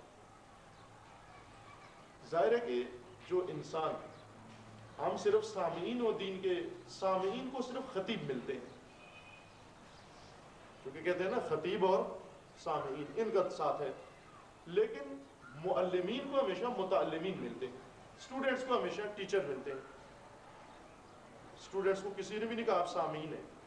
کوئی ٹیچر آ کر نہیں کہتا سامعین کرام، ناظرین گرامی السلام علیکم. کبھی تک آج کل تک کسی ٹیچر نے نہیں کہا، چونکہ اس کو پتہ ہے کہ یہ سامعین نہیں ہے، یہ اسٹوڈنٹ ہے، یہ طالب علم ہے، طالبات ہیں. یہ یعنی کہ علم حاصل کرنے والے لوگ ہیں، سننے والے نہیں ہیں فقط. جو طالب علم ہے ان کے سامنے ہر چیز طالب علمانہ طور پر، معلمانہ طور پر بیان کی جاتی ہے، ڈیٹیل میں کھول کر. لیکن خطیبوں کا کیا کام ہوتا ہے؟ سامعین آئے ہیں 1 گھنٹہ گزارنے کے لیے، سماعت کے لیے. خطیب کا کام ہے 1 گھنٹہ ان کا کسی طریقے سے گزار دے، ٹرکا دے. اگر قرآن کی ایک آیت ہے، خطیب کے ہاتھ چڑھے، وہ اس میں ٹوٹکے جمع کرے گا، ایک نقطہ ادھر سے لگائے گا، ایک ادھر سے ٹوٹکا جمع کرے گا، ملا کے کسی طریقے سے کچھ نہ کچھ نعرے صلوات کروا کے چلا جائے. لیکن ایک معلم کو اگر یہ آیت ملے، وہ معلم اس آیت کی تفسیر کرے گا، اس کے اجزاء بیان کرے گا، اس کے حقائق بیان کرے گا، اس کی جزیات بیان کرے گا، اور اس کا مفہوم و مراد آپ کے سامنے بیان کرے گا. اسی طرح نہج البلاغہ ہے. اگر فقط 1 گھنٹہ گزارنے کے لیے، نقطے لگانے کے لیے ہے، تو پھر تو خطیب آئے گا، سامعین کے سامنے آ کر 1 گھنٹہ گزار کے چلا جائے گا. لیکن نہج البلاغہ کو خطیبوں کی ضرورت نہیں، معلم کی ضرورت ہے، اور متعلمین کی، اسٹوڈنٹس کی ضرورت ہے. نہج البلاغہ کو طالب علم بن کر نہج البلاغہ کو پڑھنا چاہیے، اور قرآن کو بھی. سامعین سے دین کی سامعین کافی نہیں ہے. آپ نے اپنے اسکولوں کے جو نصاب پڑھا ہوا ہے، سلیبس پڑھا ہوا ہے، وہ سب سامعین بن کر نہیں پڑھا آپ نے، اسٹوڈنٹ بن کر پڑھا ہے آپ نے. بس دین کا بھی آپ کو اسٹوڈنٹ بننا پڑے گا. تو ضروری نہیں ہے اسی لیے کہ مدرسوں میں جا بیٹھے، اپنے گھر میں بھی آپ اسٹوڈنٹ بن سکتے ہیں دین کے. یہ خطبہ نہج البلاغہ کا امیر المومنین علیہ السلام نے بیان کیا. یہ کہاں بیان کیا؟ ہر خطبے کا کوئی شان نزول ہے، ہر خطبے کی کوئی مناسبت ہے، ہر خطبہ کسی ماحول میں بیان ہوا ہے. یہی امیر المومنین علیہ السلام جو کہتے ہیں عورت ناقص الایمان ہے، عورت ناقص العقل ہے، عورت ناقص الحظ ہے. یہی امیر المومنین جب عورت کا مقام آ کر بیان کرتے ہیں تو کیا فرماتے ہیں کہ المرأۃ ریحانۃ ولیست بکہرمانہ. عورت ایک پھول ہے، عورت پہلوان کا نام نہیں ہے، عورت ایک پھول ہے. علی جو کہہ رہے ہیں کہ عورت ایک پھول ہے، اس کے ساتھ جب برتاؤ کرتے ہیں تو خیال رکھنا کہ پھول جلدی مرجھا جاتا ہے، پھول جلدی پجمردہ ہو جاتا ہے. پھول کو باحیات رکھنے کے لیے زیادہ حساسیت کی ضرورت ہے، زیادہ لطافت کی ضرورت ہے، زیادہ ظرافت کی ضرورت ہے. یہی علی علیہ السلام جب آتے ہیں آ کر حضرت سیدہ زہرا کے بارے میں کیا یہی نظریہ رکھتے ہیں کہ معاذ اللہ ناقص الایمان ہے، ناقص الحاظ ہے، ناقص العقل ہے. یہی سیدہ زینب سلام اللہ علیہ جن کے بارے میں امام سجاد علیہ السلام جو معصوم ہے فرماتے ہیں کہ اے پھوپھی اماں کہ آپ عالمہ غیر معلمہ ہیں، آپ عالمہ ہیں. علی علیہ السلام نے کیا نہیں پڑھا واقعہ قرآن مجید میں؟ اتنا بدگمانی تو نہیں ہونی چاہیے کہ حضرت مریم آیا ناقص العقل ہے جو معصومہ ہے. بس علی علیہ السلام نے یہ سب کچھ جانتے ہوئے کیوں یہ خطبہ بیان کیا؟ جیسا خطبہ عورت کے بارے میں بیان کیا ایسا ہی مرد کے بارے میں، بلکہ اس سے بھی زیادہ سخت خطبہ مرد کے بارے میں. اور مرد کو تو اصلاً انسانیت سے ہی خارج کر دیا علی علیہ السلام نے. کیا کہا؟ یہ نہج البلاغہ میں دیکھیں نا، ایک چیز چن لینا، لا تقربوا الصلاۃ، یہ کہہ کر کہنا جی ہم نماز نہیں پڑھتے کیونکہ قرآن میں آیا لا تقربوا الصلاۃ، نماز کے قریب مت جاؤ. وہی آگے بھی تو پڑھو، اس میں لکھا ہوا ہے لا تقربوا الصلاۃ وانتم سکارا، نشے کی حالت میں نماز کے قریب نہ جاؤ. نہ یہ کہ نماز کے قریب نہ جاؤ. آدھی بات کیوں پڑھتے ہو؟ اگر نہج البلاغہ میں یہ عورت کے بارے میں خطبہ نظر آیا ہے تو مرد کے بارے میں بھی تو پوچھو. پھر مرد کے بارے میں کیا کہا علی علیہ السلام نے؟ یا اشباح الرجال ولیس الرجال، اے مردوں سے ملتے جلتے چہروں مرد نماؤ جو مرد نہیں ہو تم سے جیسے. وہ اگر عورت کے بارے میں، یہ مرد کے بارے میں. یا اشباح الرجال ولیس الرجال، تم مرد نہیں ہو سرے سے، مردانگی نہیں ہے تمہارے اندر سرے سے. مردوں سے ملتے جلتے چہروں مرد نماؤ، مردوں کی شبیہ ہو، تم مرد نہیں ہو. اب کیا کہیں گے؟ اگر عورتوں کے وہ خطبہ سنایا جاتا ہے تو عورتوں کو بھی یہ خطبہ سنانا چاہیے پھر مردوں. آپ بھی پڑھیں نہج البلاغہ، آپ بھی کہیں مولانا کو کہ مولانا یہ بھی تو پڑھو، ادھر لکھا ہوا ہے، اس کے کیا معنی کرتے ہو آپ؟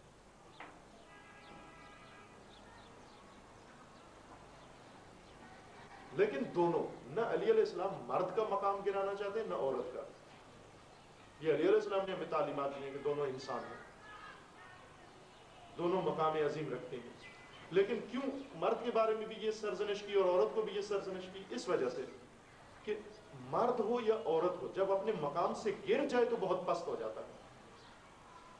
جب گر جائے اپنے مقام سے بہت پست ہو جاتا ہے. علی علیہ السلام کو مردوں سے بھی پالا پڑا، مرد نماؤں سے بھی پالا پڑا، اور ناقص العقل عورتوں سے بھی پالا پڑا. اور ان مردوں نے اور عورتوں نے تاریخی نقصان کیا، تاریخ کا نقصان کیا، اسلام کا نقصان کیا. 3 جنگیں علی علیہ السلام نے لڑی. 2 جنگیں مرد نما مردوں کے ساتھ لڑی. مرد نما تھے، مرد نہیں تھے، مردانگی نہیں. انہی کو کہا کہ یا اشباح الرجال. اور اپنے ساتھ جو لڑنے والی سپاہ تھی اس کو کہا یا اشباح الرجال، یعنی اپنی فوج کو کہا یا اشباح الرجال. اپنے پیچھے نماز پڑھنے والوں کو کہا یا اشباح الرجال. ان میں مردانگی نہیں ہے. اور ایک جنگ علی علیہ السلام نے لڑی جس میں عورت کا بہت بڑا کردار تھا.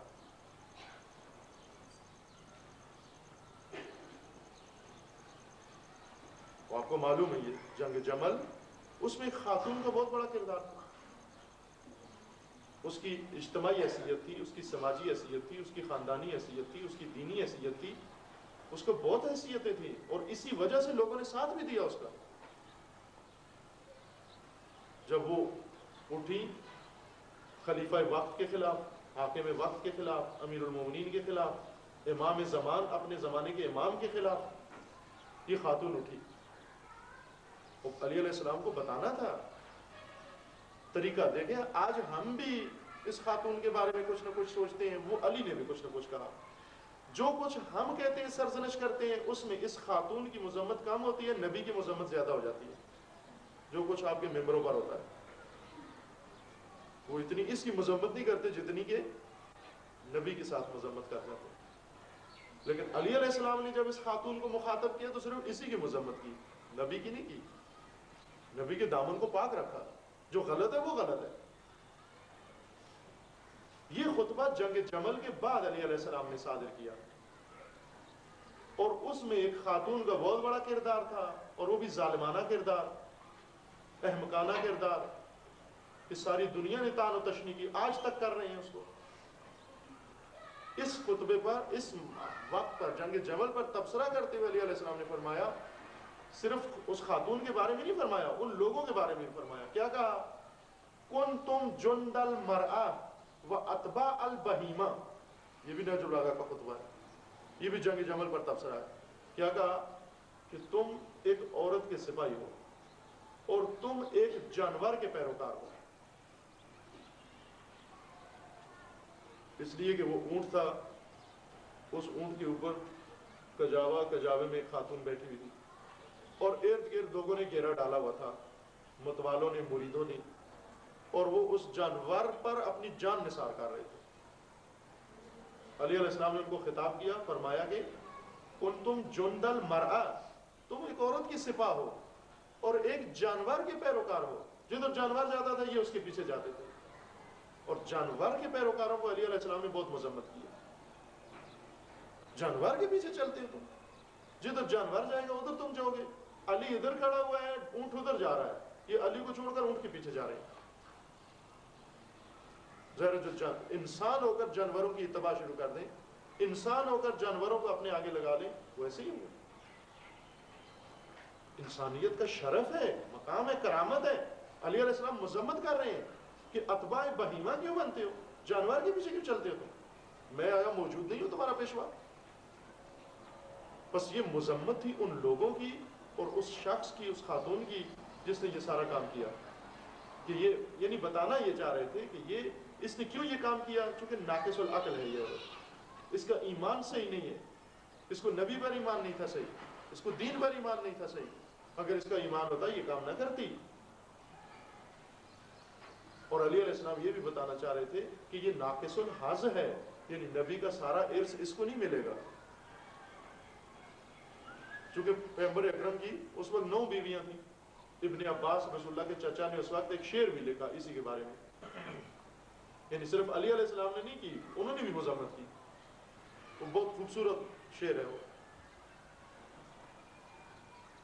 کہ انہوں نے کہا کہ تبغلتی تجملتی وَإِنْ عِشْتِ تَفَيَّلْتِ، عربی شعر ہے یہ، تبغلتی تجملتی وَإِنْ عِشْتِ تَفَيَّلْتِ لَقِيتُسْءٌ مِنَ السُّمْنِ وَفِي كُلِّ تَصَرَّفْتِ۔ شاعر تھے ابن عباس، بڑی خوبصورت انداز میں ان کا سارا پول کھول دیا۔ کہا کہ تم خچر پر بھی بیٹھی ہو، شعر کے معنی ہے، تم خچر پر بھی سوار ہوئی ہو، اونٹ پر بھی سوار ہوئی ہو، اگر تھوڑی مدت اور زندہ رہتی تو مجھے یقین ہے تم ہاتھی پر بھی سوار ہو جاتی۔ یہ بہت بڑا تانا ہے جو ابن عباس دے رہے ہیں، یعنی تم امام حسن علیہ السلام کے جنازے میں رکاوٹ بنی، خچر پر بیٹھ کر آئی تھی اس دن، اور علی کے مقابلے میں نکلی ہو، اونٹ پر بیٹھ کر آئی ہو، یعنی فتنے تم نے کھڑے کیے۔ امام حسن علیہ السلام کے دفن کے موقع پر فتنہ کھڑا کیا، اور پھر علی کے مقابلے میں آ کر بڑا فتنہ کھڑا کیا، اونٹ والا۔ تھوڑی مدت اور زندہ رہتی تو ایک بہت بڑا فتنہ تم برپا کر دیتی۔ اور پھر کیا کہا کہ لَقِيتُسْءٌ مِنَ السُّمْنِ، اس لیے کہ بیوی کا حصہ 8واں ہوتا ہے، اور رسول اللہ کی 9 بیویاں تھیں، رسول اللہ کی وراثت میں 8واں حصہ بیویوں کا تھا، ان 8 حصوں کے پھر 9 حصے بنانے تھے، اس 8ویں حصے کا 9واں حصہ تمہیں ملنا ہے، لیکن تمہاری حالت یہ ہے کہ نبی کے سارے کاموں میں تم مداخلت کرتی ہو، سارے اموال میں تم مداخلت کرتی ہو، تمہیں آگے نہیں پہنچتا یہ۔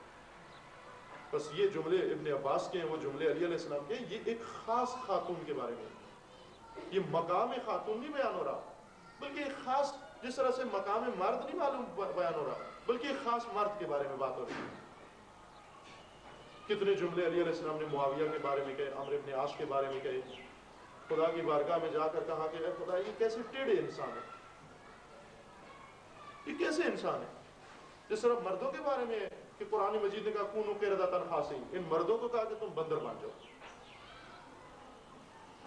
تو اس سے مقام مرد گر گیا ہے نہ، یہ افراد کی بات ہو رہی ہے۔ بعض افراد مرد کے ہیں ناقص العقل، بعض افراد عورت کے ہیں ناقص العقل، بعض مردوں میں سے ناقص الایمان، بعض عورتوں میں سے ناقص الایمان، بعض مردوں میں سے ناقص الحظ، بعض عورتوں میں سے ناقص الحظ، لیکن اب ان کے کمالات، یہ تو ناقص کو دیکھا، ناقص مرد اور ناقص عورتیں، لیکن کامل مرد اور کامل عورتیں کیوں نہیں دیکھتے؟ ہمیشہ منفی کی طرف کیوں نظر جاتی ہے؟ مثبت کی طرف بھی تو جانی چاہیے۔ باکمال مرد بھی قرآن نے ذکر کیے ہیں، باکمال عورتیں بھی قرآن نے ذکر کی ہیں۔ پیغمبر اکرم کے ساتھ باکمال مرد بھی تھے، باکمال عورتیں بھی تھیں۔ امام حسین علیہ السلام کے ساتھ باکمال مرد بھی تھے، باکمال عورتیں بھی تھیں۔ پیغمبر اکرم کے مقابلے میں بھی بعض ناقص مرد بھی تھے، ناقص عورتیں بھی تھیں۔ ہندا ایک عورت تھی جگر خواہ، جس نے حضرت حمزہ کا جگر کھا لیا، یہ بھی ایک عورت ہے رسول اللہ کے زمانے میں۔ اور وہ سمیہ بھی ایک عورت تھی، اسلام کی پہلی شہیدہ، وہ بھی ایک عورت تھی۔ اب ظاہر دونوں ایک کٹہرے میں تو نہیں کھڑی کی جا سکتی، سمیہ کا مقام کہاں اور ہندا کا کہاں؟ ایک جگر خارہ ہے اور ایک اسلام کے اوپر اپنا جگر چاک کروانے والی ہے۔ ایک رسول اللہ کے چچا کا جگر کھا رہی ہے، دوسرا اسلام کے اوپر اپنا جگر چھلنی کروا رہی ہے۔ ان دونوں کا مقام ایک جیسا نہیں ہے۔ اسی طرح مرد بھی دیکھیں، رسول اللہ کے مقابلے میں آئے ابو سفیان جیسے مرد بھی آئے، پست لوگ، اور رسول اللہ کے ساتھ ابو ذر جیسے عالی شان لوگ بھی تھے، یہ مرد بھی تھے۔ بس پستی آنا چاہے تو مرد میں بھی آئے گی، پستی آنا چاہے عورت میں بھی آ جائے گی، لیکن کمال اگر آنا چاہے تو مرد میں بھی آ جائے گا، کمال اگر آنا چاہے عورت میں بھی آ جائے گا۔ یہ عورت کا مقام نہیں بیان ہو رہا کہ سب عورتیں ایسی ہیں۔ اور بہترین دلیل یہ ہے کہ قرآن نے ایسے اسوے بیان کیا، حضرت مریم آیا معاذ اللہ ناقص الایمان ہے، اس مقام تک پہنچ گئی ہیں جو۔ حضرت زہرا سلام اللہ علیہ ایک خاتون ہے، معصومہ ہے، اور مرد کے برابر درجہ ہے، بلکہ بعض جگہ مرد سے بھی آگے درجہ ہے۔ یہ ایمان کی قوت ہے۔ اور پھر معمولی خبر، میں نے عرض کیا نا کہ معصوم کی جب بات کریں تو فوراً ہمارے ذہن میں آ جاتا ہے کہ وہ تو پھر الگ ہے، مثال ہی الگ ہے، ایک خطہ ہی الگ ہے نا۔ معمولی نمونے قرآن نے پیش کیے کہ جو آپ کی خدمت میں عرض کرنا چاہتے ہیں کہ حضرت موسیٰ علیہ السلام کی زندگی میں چند خواتین ہیں کہ جو اس کو موسیٰ بنانے میں بڑا اہم کردار ہے ان کا۔ انشاءاللہ وہ آپ کی خدمت میں عرض کریں گے، معلوم ہو جائے گا۔ یہ خطبہ بھی آپ نے عرض کیا نا کہ مناسب سوال پر موقع سوال تھا آپ کا کہ اس قسم کے جملات یا اس قسم کی باتیں بھی کبھی سنتے ہیں۔ میں نے اس کا مدرک بھی ذکر کر دیا آپ کی خدمت میں کہ وہ وہاں سے پڑھتے ہیں، لیکن پڑھ کر یہ نہیں دیکھتے کہ یہ علی علیہ السلام کا مخاطب کون لوگ ہیں۔ آیا پوری عالم نسوانیت ہے، اولین و آخرین کو کہہ رہے ہیں نہ، وہ علی کو خود عورت کو کہہ رہے ہیں کہ یہ ریحانہ ہے ولیست بقارمانہ، عورت پھول ہے، عورت حاصل خلقت ہے۔ وہی علی علیہ السلام حضرت زہرا کو دفن کرنے کے بعد اس طرح سے رو رہے ہیں کہ اب زہرا کے بعد میرے لیے زندگی تاریک ہے، اندھیرا ہے۔ وہ صرف ایک بیوی پر تو نہیں رو رہے تھے، ایک نمونہ خاتون، ایک مربی، ایک ولایت کی مدافع، ایک مجاہد عورت کے جانے پر رو رہے تھے۔ ورنہ علی علیہ السلام کی اور بھی بیویاں تھیں، کسی اور پر اتنا گریہ نہیں کیا، اس لیے کہ وہ جب علی علیہ السلام کا کوئی بھی ساتھ نہیں دے رہا تھا۔ دیکھیں خواتین کون کیا کر سکتی ہیں۔ علی علیہ السلام بالکل تنہا، رسول اللہ کی رحلت کے بعد بالکل تنہا، سارے مرد گھروں میں جاگو سے، تنہا شخص جس نے علی کا ساتھ دیا، پوری تاریخ میں پڑھ کر آپ دیکھ لیں، ایک خاتون نے ساتھ دیا بس، اور وہ حضرت زہرا نکلی بات، تنہا خاتون نکلی بات، ہر دروازے پہ گئی اور مردوں کو تانے دیے جا کر کہ شرم آنی چاہیے تمہیں، حیا کرنی چاہیے تمہیں، یہ وقت گھروں میں گھسنے کا ہے، تمہاری ملازمتیں خطرے میں ہیں، تمہاری نوکریاں خطرے میں ہیں، تمہاری جانیں خطرے میں ہیں، باہر و ولایت خطرے میں ہے، دین خطرے میں ہے، اسلام خطرے میں ہے، تم اپنے آپ کو بچا رہے ہو، شرماور ہے۔ بس دیکھو کہ کبھی مرد جان بچانے کے لیے گھر میں گھس جاتا ہے اور عورت ولایت بچانے کے لیے میدان میں آ جاتی ہے۔ یہ نمونے ہونے چاہیے ہماری خواتین کے۔ اسلام خاتون کو اس طرح سے دیکھنا چاہتا ہے، میدان میں دیکھنا چاہتا ہے، اسلام کا مدافع، ولایت کا مدافع دیکھنا چاہتا ہے۔ یہ نمونے اس لیے متعارف کروائے تھے، نہیں کہ ہم فقط ان کے ذکر کر کے اپنے لیے صرف ثواب کمائیں۔ یہ نمونے خدا نے اس لیے نہیں نصب کیے کہ آپ کے ثواب کا ان کو ذریعہ بنا دیا گیا، یہ نمونے اس لیے کہ ان کو اپنائیں، ان کی سیرت پر چلیں۔ اگر اس بستی میں مرد کچھ نہیں کرتے تو عورتوں کو کچھ کرنا چاہیے. اگر اس بستی میں اگر آپ کو نظر آتا ہے کوئی فساد و فحشا اور مردوں کو غیرت نہیں آتی تو عورتوں کو غیرت آنی چاہیے. اس لیے کہ بہت سارے مقام آئے جہاں پر عورتیں تنہا میدان میں نکل آئیں اور بڑے بڑے میدان سر کیے ہیں. لہذا عورت کا مقام انسانیت کے لحاظ سے کسی طرح سے بھی کم نہیں ہے. اور بہت سارے احادیث میں ہیں، روایات میں ہیں، نہج البلاغہ کے کتبوں میں ہیں، قرآن مجید میں ہیں، تاریخی نمونے ہیں بہت سارے کے. چونکہ وقت ہمارا بہت محدود ہے، اس محدود وقت میں ساری چیزیں پیش نہیں کی جا سکتی. میں صرف موٹی موٹی باتیں آپ کے سامنے بیان کر رہا ہوں. آپ نے فرمایا کہ کتابیں ضرور پڑھیں. آپ سے گزارش ہے کہ کچھ کتابیں بتا دیں جن سے ہم زیادہ سے زیادہ استفادہ حاصل کر سکیں. ان کے نام بھلے کل بھی عرض کیا تھا، میرے خیال میں اکثر محترمات تشریف لے جا چکی تھی، بعض تشریف رکھتی تھی، انہیں عرض کیا تھا کہ کتاب ضرور پڑھیں اپنی زندگی میں. ہر ایک کی اپنی پرسنل لائبریری ہونی چاہیے، شخصی، آپ کی اپنی، شوہر کی الگ، بیوی کی الگ، بہن کی الگ، بھائی کی الگ. اگر فیملی لائبریری بنا لیں تو بھی اچھا ہے، لیکن اپنی ذاتی لائبریری ضرور رکھیں. جہاں بھی جائیں آپ کے ساتھ ہو. کتاب سے ضرور سروکار رکھیں، کتاب ضرور پڑھیں. کتاب آپ کو آشنا کرے گی ہر چیز سے. سامعین نہ بنے دین کے، طالب علم بنے، قاری بنے، پڑھنے والے بنے. آپ کو پتہ چلے کہ آپ کے ممبروں سے اتھینٹک باتیں ہوتی ہیں یا نہیں، کتنی من گڑت باتیں ہوتی ہیں اور کتنی صحیح باتیں ہوتی ہیں، یہ ہمیں معلوم ہونا چاہیے. کل میں نے یہاں موجود خواتین سے ایک بعد میں یعنی سوال جواب کا ایک جلسہ تھا، اس میں عرض کیا تھا ان کی خدمت میں کہ اگر میں آپ کے سامنے آؤں، مثال دی تھی ان کو کسی شخص کے بارے میں آ کر یہ بات کروں، میں کہوں کہ علامہ اقبال بنگلہ دیش کے رہنے والے تھے اور بہت بڑے موسیقار تھے، طبلہ نواز تھے. یہ باتیں آپ سنیں گے مجھ سے؟ آپ چپ رہیں گی یہ بات سن کر؟ سب کے سب بولیں گے نہیں بھائی وہ سیالکوٹ کے تھے، طبلہ نواز نہیں تھے بلکہ شاعر تھے. سیالکوٹ کے تھے نا، وہ نہیں تھے سیالکوٹ کے؟ سیالکوٹ کے تھے. اگر میں یہ بات آپ کے شہر میں آ کر کہوں کہ علامہ اقبال بنگلہ دیش کے تھے اور آپ چپ رہیں، یہ خاموشی آپ کی گناہ ہے، یہ جرم کیا ہے آپ نے خاموش رہ کر. جب آپ کو معلوم ہے کہ سیالکوٹ کے تھے اور میں سیالکوٹ میں رہ کر یہ بات کر رہا ہوں آپ کے سامنے، اور آپ پھر بھی مجھے مولانا سمجھ کر، کیونکہ کہتے ہیں نا کہ مولانا جو کرتے ہیں صحیح کرتے ہیں باتیں، ذاکر جو کہتے ہیں صحیح کہتے ہیں. وہ ایک لطیفہ بھی بنا ہوا ہے کہ ایک صاحب تھے، وہ فوج میں تھے، گھر نہیں جاتے تھے، تنخواہ بھی نہیں بھیجتے تھے، چھٹی بھی نہیں جاتے تھے، پیسے ویسے نہیں بھیجتے تھے. ان کے بیوی بچے تنگی میں تھے، اسرت میں تھے. تو بیوی نے تنگ آ کے ان کو خط لکھا بھی کچھ پیسے بھیجو، یہ کیا حال ہے؟ انہوں نے کوئی جواب نہیں دیا. آخرکار وہ گئی محلے کی مسجد میں مولانا کے پاس. مولانا سے کہا کہ وہ آپ کا احترام کیا کرتے ہیں ہمارے میاں، تو آپ ان کو خط لکھیں. یہ کیا حالت ہے، چند سالوں سے نہ تم نے پیسے بھیجے ہیں، نہ ہمارا خیال رکھتے ہو، نہ کوئی خط بھیجتے ہو، کوئی اتا پتہ نہیں ہے، کچھ بھی نہیں ہے. تو احساسات میں آ کر اس خاتون نے ساتھ یہ بھی کہہ دیا مولانا کو کہ یہ کیسا شوہر ہے میرا کہ میں تو اس کی زندگی میں ہی بیوہ ہو گئی ہوں.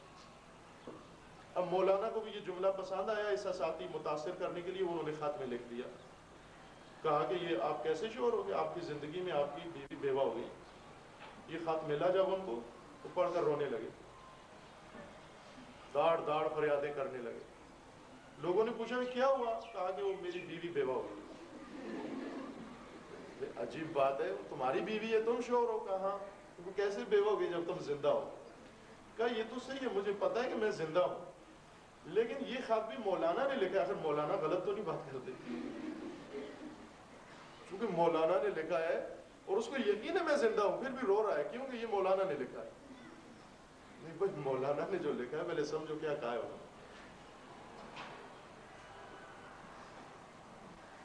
جو بات آ کر مولانا کرے، اگر مولانا اگر آپ کے سیالکوٹ میں رہ کر کے علامہ اقبال بنگلہ دیشی ہیں تو آپ نہ کہو کہ چونکہ مولانا کہہ رہے ہیں تو شاید ہوں، شاید ہمیں پتہ نہیں ہے. آپ کے نہیں بھی ہم نے تاریخ پڑھی ہوئی ہے، ہم اس شہر کے رہنے والے ہیں، ہمیں معلوم ہے بنگلہ دیش کے نہیں ہیں، سیالکوٹ کے ہیں. خاموشی سکوت جرم ہے، یہ تائید کرنی ہے غلط جہالت کی. اسی طرح سے جہالتیں پھیلتی ہیں، جہالت کا ماحول بنتا ہے. جب ایک دفعہ آ کر سیالکوٹ میں کوئی بنگلہ دیشی ثابت کر کے جائے گا انہیں، تو اگلے سال آ کر کوئی بڑی بات کر کے جائے گا، کیونکہ اس کو پتہ ہے کہ یہ سیالکوٹ کے سامعین ایسے ہیں. سامعین ہوتے ہی ایسے ہیں، صرف سننا ان کا کام ہے، بس بولنا نہیں ہے ان کا کام. ہمیں معلوم ہونا چاہیے ایک کتاب کم از کم ہمیں پڑھی ہونی چاہیے ہر موضوع پر، امامت پر، ولایت پر، نبوت پر، توحید پر، کربلا کے واقعات پر، سیرت ائمہ پر، تاریخ اسلام پر، ان سارے مسائل پر ایک ایک کتاب کم از کم اتھینٹک کتاب، اچھی مستند کتاب پڑھنی چاہیے. اب سوال یہ کیا تھا کہ کون سی کتابیں ہوں ہمارے پاس. ہر فرد ہر گھر میں کتاب رکھے. میں آپ کو ایک مجموعہ متعارف کرواتا ہوں. چونکہ اتھینٹک کتابیں ذرا مشکل بھی ہوتی ہیں، اس لیے ٹیچرز کی ضرورت پڑتی ہے، ورنہ اچھی کتابیں، مستند کتابیں آسان ہوتی تو یہ بچیاں ساری اسکولوں میں نہ آتی، اپنے گھر میں بیٹھ کر FA BA کر لیتی. سلیبس کی کتابیں ذرا مشکل ہوتی ہیں، ریاضی مشکل ہے، فزکس کیمسٹری مشکل ہے، ٹیچر چاہیے ان کے لیے. تو میں بھی آپ کو وہ ڈائجسٹ نما کتابیں نہیں بتانا چاہتا ہوں جو اخبار کے طور پر پڑھے، خبریں ہوں، واقعات ہوں، لطیفے ہوں، چند ایک ایکسیڈنٹ ہو، چند ایک اغوا ہو، چند ایک فلاں ہو، آپ پڑھ کے خوش ہو جائیں کہ ہم نے کتاب پڑھی ہے. ڈائجسٹ بھی کتاب ہے لیکن اس کے اندر کچھ نہیں ہوتا. مستند کتاب ذرا مشکل ہوتی ہے، اس مستند کتاب میں تھوڑی سی مدد کی ضرورت ہوتی ہے. میں آپ کو دین کا سلیبس متعارف کروا رہا ہوں کہ شہید مرتضیٰ مطہری رضوان اللہ تعالیٰ علیہ جو ایک بہت دقیق اسلام شناس انسان ہے. امام خمینی نے جن کے بارے میں کہا تھا کہ جملہ جملہ، کلمہ کلمہ جو اس شہید نے لکھا ہے، جوانوں کو وصیت کی امام خمینی نے، اس کو پڑھو. یہ ضروری ہے آپ کے لیے. اگر اسلام سمجھتے ہو تو اس شہید کی کتابیں پڑھیں آپ. اور اتفاق سے اردو میں ترجمہ ہو چکی ہیں. میں اعتراف کے ساتھ کہہ رہا ہوں کہ تھوڑی مشکل کتابیں ہیں، لیکن پرواہ نہیں ہے. مشکل کتابیں ہم کسی کی مدد سے، کسی معلم کی مدد سے، کسی ٹیچر کی مدد سے، اپنی ڈسکشن کے طور پر گروپ بنا لیں، آپ مطالعہ کریں کتابوں کا، آپس میں بحث مباحثہ کریں اور ان مشکلات کو حل کر لیں گے انشاءاللہ. اگر اسلام سمجھنا ہے ہمیں. البتہ اگر قصے کہانیاں ہیں، لطیفے پڑھنے ہیں تو بہت سارے، بازار بھرا ہوا ہے. یہ کتابیں آپ پڑھیں انشاءاللہ. اسلام شناسی کا ایک پورا سلیبس ہے یہ. بعض تاریخی نوعیت کی کتابیں اگر پڑھنا چاہتے ہیں تو ادارہ ہے دارالثقافت الاسلامیہ، انہوں نے اچھی کتابیں چھاپی ہیں، ترجمے بھی اچھے ہیں، وہ کتابیں پڑھیں. لکھی ہیں کراچی میں ادارہ دارالثقافت الاسلامیہ، اور جامعہ تعلیمات اسلامیہ، ان کی کتابیں اچھی ہیں. یہ کتابیں مستند ہیں جو ان اداروں نے یا ان بزرگوں نے لکھی ہیں. یا حضرت آیت اللہ جوادی آمولی ہیں، ان کی چند کتابیں ہیں جو کم ہیں البتہ لیکن ہیں، موجود ہیں.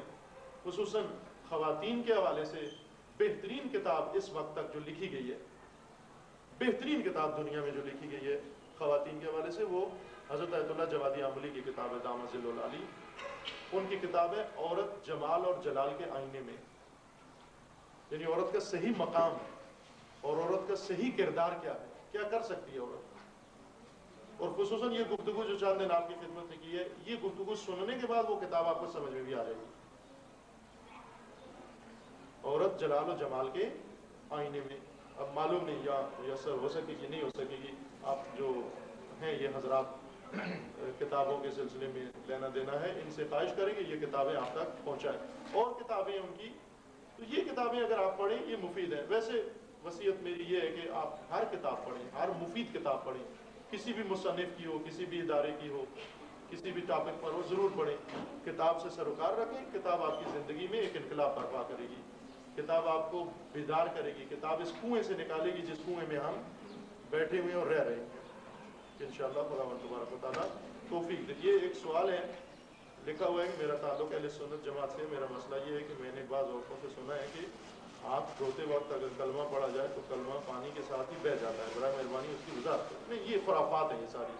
ہاتھ دھوتے وقت کلمہ پڑھے تو بہہ جاتا ہے، نہ، کوئی چیز نہیں بہتی، بلکہ مستحب ہے.